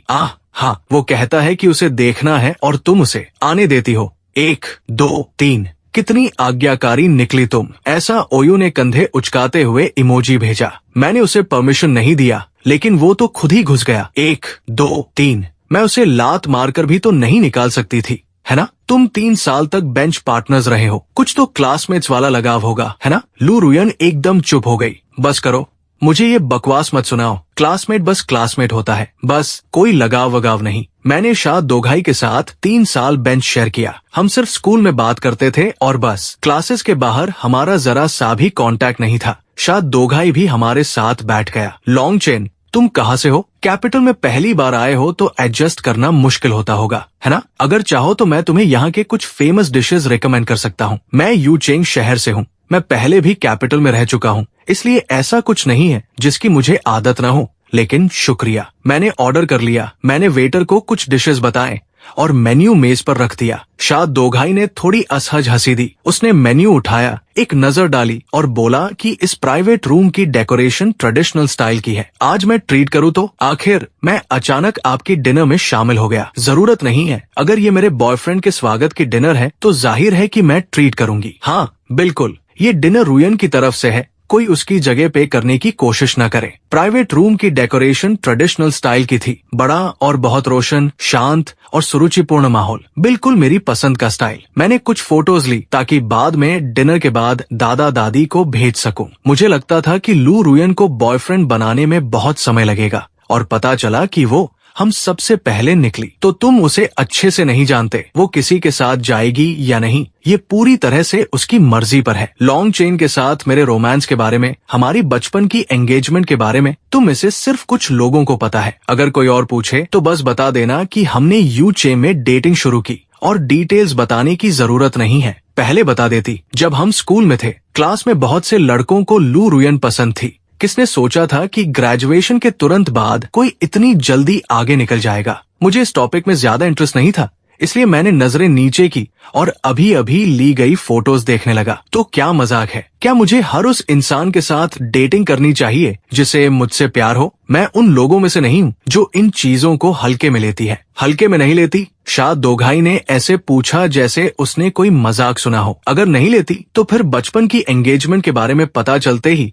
यू चेंग क्यों भाग कर गई और मुझसे कहा कि हम डेटिंग ट्राई कर सकते हैं, जबकि उस वक्त हम एक दूसरे को जानते भी नहीं थे। और ये हल्के में लेना नहीं है। लू रुयन परेशान होने लगी। और तुम्हें क्या फर्क पड़ता है? मुझे तुम्हें सफाई क्यों देनी चाहिए? उसने तुरंत मेरे मूड में बदलाव नोटिस कर लिया। बकवास, मुझे लगता है मैंने गलत बात कह दी। चेन नाराज हो गया कि नैन्सी ने भी नोटिस किया कि शायद दोघाई जरूरत से ज्यादा बोल रहा है, इसलिए उसने माहौल शांत करने के लिए बीच में बोला, सुनो, रुयन की लव लाइफ पर सवाल करना बंद करो। वैसे मुझे याद है कि तुम पहले यूया के बहुत करीब थे, है ना? क्या बात करती हो? कुछ नहीं था। हम कब करीब थे? बकवास मत बोलो। वो अभी हाईचेंग में यूनिवर्सिटी में पढ़ रही है। अब हम लगभग बात ही नहीं करते। सच में? ऐसा नहीं है जैसा तुम लोग सोच रहे हो। हाई स्कूल के 3 सालों में यूया लू रुयन के ठीक पीछे बैठती थी और आसपास के सबके साथ उसकी अच्छी बॉन्डिंग थी। एक समय था जब शा दोगाई हमेशा उसे ढूंढता रहता था पढ़ाई के बारे में पूछने के लिए। चूंकि वे इतना साथ रहते थे, सबको लगा कि ग्रेजुएशन के बाद वे डेटिंग शुरू कर देंगे। सच तो ये है कि यूया बहुत अच्छी लड़की है। अच्छा हुआ कि वे दोनों साथ नहीं आए। अगर उसकी अभी भी रुयन पर नजर है तो वो एक बदमाश है। और सबसे बुरी बात यह है कि लू रुयन का पहले से बॉयफ्रेंड है और वो फिर भी पीछे पड़ा है। जो डिशेस हमने ऑर्डर किए थे वे आने शुरू हो गए, इसलिए मैंने फोन रख दिया और खाना शुरू किया। मैं उन्हें बात करते सुन रहा था, लेकिन ज्यादा कुछ नहीं बोल रहा था, बस कभी कभी सिर हिला देता था। खाने के बीच में मैं बाथरूम जाने के लिए उठा। शायद दोगाई तुरंत खड़ा हो गया। मैं भी साथ चलता हूँ, बाथरूम थोड़ा दूर है। लू रुयन 1 सेकंड बाद खड़ी हो गई। मैं उसके साथ चलती हूँ, तुम चिंता मत करो। उसने नोटिस कर लिया था कि मैं उदास था और वो मौका लेकर मुझे थोड़ा अच्छा फील कराना चाहती थी। शायद दोगाई ने एक असहज मुस्कान दी और वापस बैठ गया। ठीक है। स्कूल के दिनों में लू रुयन का हमेशा सबके साथ ठंडा और दूर रहने वाला रवैया रहता था, खासकर लड़कों के साथ। लेकिन थोड़ी देर पहले वो बार बार मुझे खाना सर्व कर रही थी और मेरा ड्रिंक भरती जा रही थी। उसने सब नोटिस कर लिया था। लू रुयन सच में बहुत ध्यान रखती है। वो सोच रहा होगा। मैं उसके साथ बाथरूम तक जाना चाहता था ताकि पता कर सकूं कि वे दोनों कैसे मिले, लेकिन लू रुयन उस पर पूरी नजर रखती है। बाथरूम तक भी साथ जाती है। जरूरत नहीं है, मैं अकेला जा सकता हूँ, मैंने कहा, लेकिन उसने जिद की। चलो, मुझे पता है कहाँ है, मैं ले चलती हूँ। सुनो अचेन, तुम मुंह क्यों लटकाए हो? मैंने कुछ ऐसा कहा जो तुम्हें बुरा लगा? क्या इतना साफ दिख रहा है? मैंने उसकी आंखों में देखा और उदास आवाज में जवाब दिया। तुमने कहा कि तुम उन लोगों में से नहीं हो जो चीजों को हल्के में लेती है। तो हमारा क्या? हमने बस यूं ही डेटिंग शुरू कर दी। तो बात ये थी, तुमने पहले बता दिया होता। बिल्कुल भी यूं ही नहीं था। मैंने बहुत गंभीरता से सोचा था और तुमसे मिलने के बाद जब मुझे यकीन हो गया कि मैं तुम्हारी गर्लफ्रेंड बनना चाहती हूँ, तभी तो बनी। ये कोई अचानक का फैसला नहीं था, समझे? मैंने कहकर जवाब दिया। अभी भी थोड़ा उदास महसूस कर रहा था। तुमने उसके साथ 3 साल बेंच शेयर किया तो वो तुम्हें बहुत अच्छे से जानता होगा, है ना? मेरा पूरा ध्यान पढ़ाई में लगा रहता था। मुझे इन चीजों पर ध्यान देने का समय ही कहाँ से मिलता। अचेन, कहीं तुम जेलस तो नहीं हो? मैं बिल्कुल जेलस नहीं हूँ। बाथरूम से बाहर आने पर लू रुयन अभी भी वही मेरा इंतजार कर रही थी। उसने मेरा हाथ पकड़ लिया। ऐसा ओयू ने मुझे मैसेज भेजा कि शायद दोगाई जा चुका है। चलो वापस चलते हैं और थोड़ा और खा लेते हैं। प्राइवेट रूम में लौटने पर सबने बिना कहे तय कर लिया कि शायद दोगाई का जिक्र दोबारा नहीं करेंगे। लू रुयन ने मेरे लिए ब्रेस्ट पोर्क का एक टुकड़ा सर्व किया और जब मैं ब्रेस्ट पोर्क खा रहा था, उसने मेरे लिए रोस्ट डक का एक रोल भी बना दिया। यहाँ का रोस्ट डक बहुत ऑथेंटिक है। मुझे इतना मजा आता देख उसने ये बात अपने दिमाग में नोट कर ली। डिनर के बाद घर जाते हुए मैंने सड़कों की कुछ फोटोज ली और दादा दादी को भेज दी। अचेन, रात के इस वक्त तुम अभी भी बाहर सड़क पर क्यों हो? कोई तुम्हारे साथ है? मैंने तेजी से टाइप करके जवाब दिया। आज लू रुयन और उसके दोस्तों के साथ डिनर पर गया था। उसी वक्त दादाजी की वीडियो कॉल आ गई। मेरे दादा दादी ने मेरे पीछे कार की सीट देखकर पूछा, मेरे प्यारे बच्चे, तुम अभी तक घर नहीं पहुँचे? हाँ, रास्ते में हूँ। रुयन मुझे अपनी कार में ले आई। चिंता मत करो दादा दादी। मेरी दादी प्यार से मुस्कुराई। बहुत अच्छा, अगर तुम रुयन के साथ हो तो हमें कोई चिंता नहीं है। कल से क्लासेस शुरू है, इसलिए जल्दी घर जाओ और जल्दी सो जाओ। और जब स्कूल में हो तो अपने क्लासमेट्स के साथ अच्छे से रहना। मुझे पता है, भले ही ये बात उन्होंने आने से पहले मुझे कई बार कह दी थी, फिर भी वे एक बार और कहने से नहीं रुक पाए। मैंने दादा दादी से थोड़ी और बात की और फिर कॉल काट दी। अचेन, क्या हम पार्क में थोड़ा घूमने चले? कार बाहर की पार्किंग में रुक गई। मुझे ठीक लगता है। मैंने सोचा कि वैसे भी घर जाकर कुछ करना नहीं है, इसलिए मैंने सिर हिला दिया। रात की हवा में हल्की सी ठंडक थी। हमने एक दूसरे का हाथ पकड़ा। चलो, मैं तुम्हें घुमाती हूँ। मेरे मम्मी पापा डिनर के बाद अक्सर यहाँ आते हैं। कहते हैं कि खाना हजम करने के लिए है, लेकिन सच तो ये है कि वे इसे बहाना बनाते हैं अकेले में साथ घूमने के लिए। ये सुनकर मुझे हंसी आ गई। अंकल लू और आंटी जॉ से साफ दिखता है कि वे एक दूसरे से बहुत प्यार करते हैं। हम उस शांत रास्ते पर धीरे धीरे चल रहे थे। कम्युनिटी की हरियाली बहुत खूबसूरत थी। कितना सुंदर माहौल है। लगता है मैं हर रोज यहाँ घूमने आ सकता हूँ, बिल्कुल जैसे मेरे मम्मी पापा करते हैं। फ्लावर बेड्स मौसमी फूलों से भरे हुए थे। इसके अलावा इस सड़क से एक भी कार नहीं गुजर रही थी। लू रुयन ने बहुत नेचुरली मेरी बाह पकड़ ली। हम दोनों उस पल की बेहद खुशी का आनंद ले रहे थे। अगली सुबह बहुत जल्दी अलार्म की आवाज ने मुझे जगाया। मैंने अपना सामान उठाया और सीढ़ियों से नीचे आया। जॉ वेनिन डाइनिंग रूम से मुझे हाथ हिलाकर बुला रही थी। आंटी जॉ, कितना भरपूर ब्रेकफास्ट है। मैंने हल्के फुल्के और खुश कदमों से सीढ़ियां उतरी। ब्रेकफास्ट सबसे जरूरी खाना है, तुम्हें पता है ना। चलो जल्दी बैठो। आज सुबह मैंने घर के बने वॉन्टन्स तैयार किए हैं जो बहुत स्वादिष्ट है, तुम्हें जरूर ट्राई करने चाहिए। मैं बैठ गया और बहुत तमीज से पूछा, अंकल लू और लू रुयन कहाँ हैं? चूंकि घर के बड़े अभी नहीं आए थे, मैं खाने के लिए थोड़ा रुकना चाहता था। बिना उनके शुरू करना मुझे बेहद भी लगती। तुम्हारे अंकल लू आज बिजनेस ट्रिप पर गए हैं, अभी थोड़ी देर पहले ही गए हैं, और रुयन शायद अभी तक उठी नहीं होगी। उसकी चिंता मत करो, तुम खाओ। जब दोनों खा लोगे तो साथ में यूनिवर्सिटी में रजिस्ट्रेशन करने चले जाना, ठीक है? शुक्रिया आंटी जॉ, ये वॉन्टन्स की खुशबू तो कमाल की है। मेरी भूख खुल गई। आंटी जॉ और मैं खा रहे थे जब लू रुयन आधी नींद में सीढ़ियों से नीचे आई। मेरी प्यारी mummy, good morning. Good morning chain, जरा अपनी इमेज का ख्याल रख सकती हो? देखो अपने बाल, पूरा कबाड़ा हो रखा है। अपने कमरे में जाओ, तैयार हो जाओ और फिर नीचे आओ। मम्मी, चेन यहाँ है, क्या तुम मुझे थोड़ी इस दे सकती हो? मैं मेज पर बैठा अपने वॉन्टन्स खाता रहा, उसे इस शरारती और नखरे वाले अंदाज में देख रहा था। मुझसे हंसी रोकी नहीं गई। कौन सोचता कि लू रुयन, जो हमेशा इतनी ठंडी और अछूत दिखती है, अभी उठी हुई और आलस भरी, वो इतनी जिंदादिल और प्यारी लग रही थी। चेन, तुम खाते रहो, लू रुयन के तैयार होने का इंतजार करो और फिर दोनों साथ में कैपिटल यूनिवर्सिटी में रजिस्ट्रेशन करने चले जाना। मम्मी, चेन, ये तुम्हारे लिए क्लासेस शुरू होने का तोहफा है जो मैंने तैयार किया है, खोलो और देखो कैसा लगा। उसी पल जो वेनिन ने हेल्पर को इशारा किया, जो एक बहुत ही एलिगेंट गिफ्ट बॉक्स लेकर आई और मुझे दे दी। अंदर कार की चाबियां थी, साथ में एक वॉच भी थी जो देखने में ही बहुत महंगी लग रही थी। दोनों चीजें बेहद कीमती थी। आंटी, ये तोहफा बहुत महंगा है, सच में मैं इसे एक्सेप्ट नहीं कर सकता। ये मेरी तरफ से बस एक छोटा सा टोकन है। शर्माओ मत, मुझे पता है कि यू सिटी में तुम्हारी अपनी कार है, लेकिन कैपिटल आकर तुम्हें आसानी से घूमने फिरने के लिए जरूरत होगी। कार नीचे अंडरग्राउंड गैराज में पार्क है, जब समय मिले तो जाकर देख लेना। कई बार मना करने के बाद भी जब बात नहीं बनी तो मेरे पास आंटी जॉ की मेहरबानी एक्सेप्ट करने के अलावा कोई चारा नहीं था। बहुत शुक्रिया आंटी जॉ, मुझे 1 मिनट दीजिए, मेरे पास भी आपके लिए कुछ है। मैं तेजी से सीढ़ियां चढ़ा और एक लकड़ी का बॉक्स लेकर आया। ये एक मॉडर्न पेंटिंग है जिसे मेरे दादाजी ने सालों से बहुत संभाल कर रखा है। जब मुझे पता चला कि आपको आर्ट कलेक्ट करने का शौक है तो मैंने दादाजी से इजाजत लेकर ये पेंटिंग खास आपके लिए लाया। मैं बहुत लंबे समय से इस पेंटिंग को ढूंढ रही थी।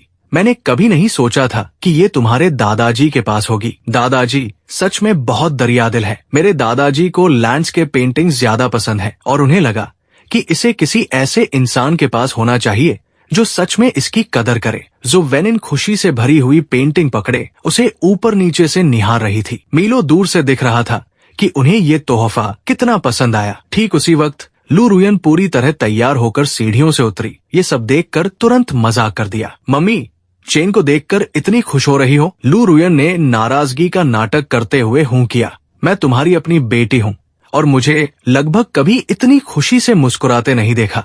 मैंने लाचारी के भाव से उसे देखा, लेकिन उसके नखरे देखकर मुस्कान आ ही गई। जो वेनिन ने पेंटिंग बहुत सावधानी से रखी और अपनी बेटी को डांटती नजर से देखा। शिकायत करना बंद करो और जल्दी खाना खाओ। तुम दोनों बाहर अपना ध्यान रखना, मुझे भी निकलना है। लू रुयन मेरे सामने बैठी और ब्रेकफास्ट के लिए अपने चॉपस्टिक्स उठाए। आंखों में चमक के साथ बोली, मैंने सुना है कि लिटराटो री डिपार्टमेंट इस साल नए डॉर्मेट्री में शिफ्ट हुआ है। 4 लोगों के कमरे हैं और एसी भी है, अटैच्ड बाथरूम भी है। फैसिलिटीज बहुत कमाल की है। मुझे तो अभी से यूनिवर्सिटी पहुंचने का मन कर रहा है। मैं मुस्कुराया। डॉर्मेट्री तो भागकर कहीं नहीं जा रहे, तुम आराम से खाओ, जैसे ही खाना खत्म होगा निकल चलते हैं। जब उसका ब्रेकफास्ट खत्म हुआ हम साथ में ऊपर गए सामान लेने। बाहर निकलते वक्त मैंने एक गिफ्ट बॉक्स उठाया और उसे दे दिया। ये तोहफा तुम्हारे लिए है। मैंने इसे सूंघा और खुशबू कमाल की है, मुझे लगा तुम्हें पसंद आएगी। लू रुयन ने बॉक्स लिया और आंखों से मुस्कुराते हुए कहा, शुक्रिया मेरे बॉयफ्रेंड, मैंने अपना तोहफा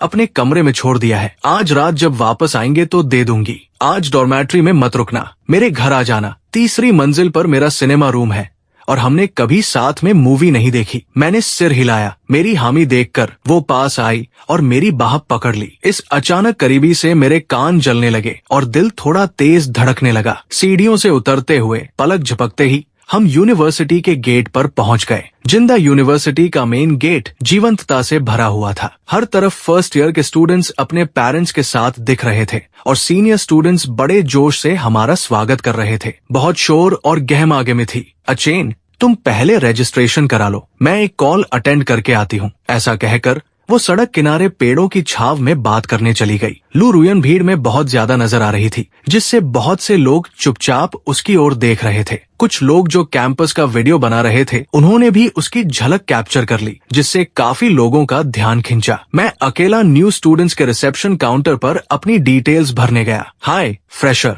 तुम अभी अभी रजिस्ट्रेशन कराने आए हो। क्या तुम चाहोगे कि मैं तुम्हें कैंपस का टूर करा दूं ताकि तुम इससे वाकिफ हो सको? रिसेप्शन वाली लड़की बहुत फ्रेंडली थी। जरूरत नहीं है, बहुत शुक्रिया, थोड़ी देर में अपनी गर्लफ्रेंड के साथ घूम लूंगा, मैंने जवाब दिया। उसके ठीक बाद अर्बन डांस क्लब की एक और लड़की आई। हाय फ्रेशर, क्या तुम हमारे डांस ग्रुप में शामिल होना चाहोगे? उसने अपनी कॉन्टैक्ट डिटेल्स देते हुए कहा। सच कहूँ तो मुझे इन चीजों में बिल्कुल भी इंटरेस्ट नहीं था, लेकिन शिष्टाचार के नाते मैंने उसका नंबर सेव कर लिया। रजिस्ट्रेशन पूरा होने पर लड़की ने मुझे डॉर्मेट्री की चाबी और ओरिएंटेशन शीट दी। मैंने अपना सामान रखा और मुड़ा लू रुयन को ढूंढने के लिए तैयार। पेई मोमो, जिससे एयरपोर्ट पर अचानक मुलाकात हुई थी, वो भी जिंदा यूनिवर्सिटी में फर्स्ट ईयर की स्टूडेंट थी। मुझे देखकर वो एक सेकंड के लिए हैरान रह गई और फिर उसकी नजर तेजी से मेरे ऊपर से गुजरकर लू रुयन पर जा टिकी, जो अभी भी छाव में फोन पर बात कर रही थी। जिस पल उसकी नजरें लू रुयन पर पड़ी, पेई मोमो के चेहरे के भाव बेहद अजीब हो गए और उसके चेहरे पर जो हल्की सी मुस्कान थी वो पूरी तरह गायब हो गई। उसकी आंखों में तुरंत गहरी उदासी छा गई। वो वही जमी खड़ी रही, बहुत देर तक एक कदम भी नहीं उठाया। उसका इतना अजीब व्यवहार देखकर मेरे मन में सवाल उठने लगे। लू रुयन को देखने के बाद पेई मोमो ने ऐसा चेहरा क्यों बनाया? क्या वे पहले से एक दूसरे को जानती थी? यूनिवर्सिटी की नई और रोमांचक जिंदगी ने आखिरकार अपना पर्दा उठाया, लेकिन इस कैंपस की रोशनी और चहल पहल के नीचे छिपे हुए अतीत के निशान सामने आने लगे थे। अंधेरे में दबा हुआ ये रहस्यमय राज हमारे भविष्य में कैसे अनचाहे तूफान लाएगा?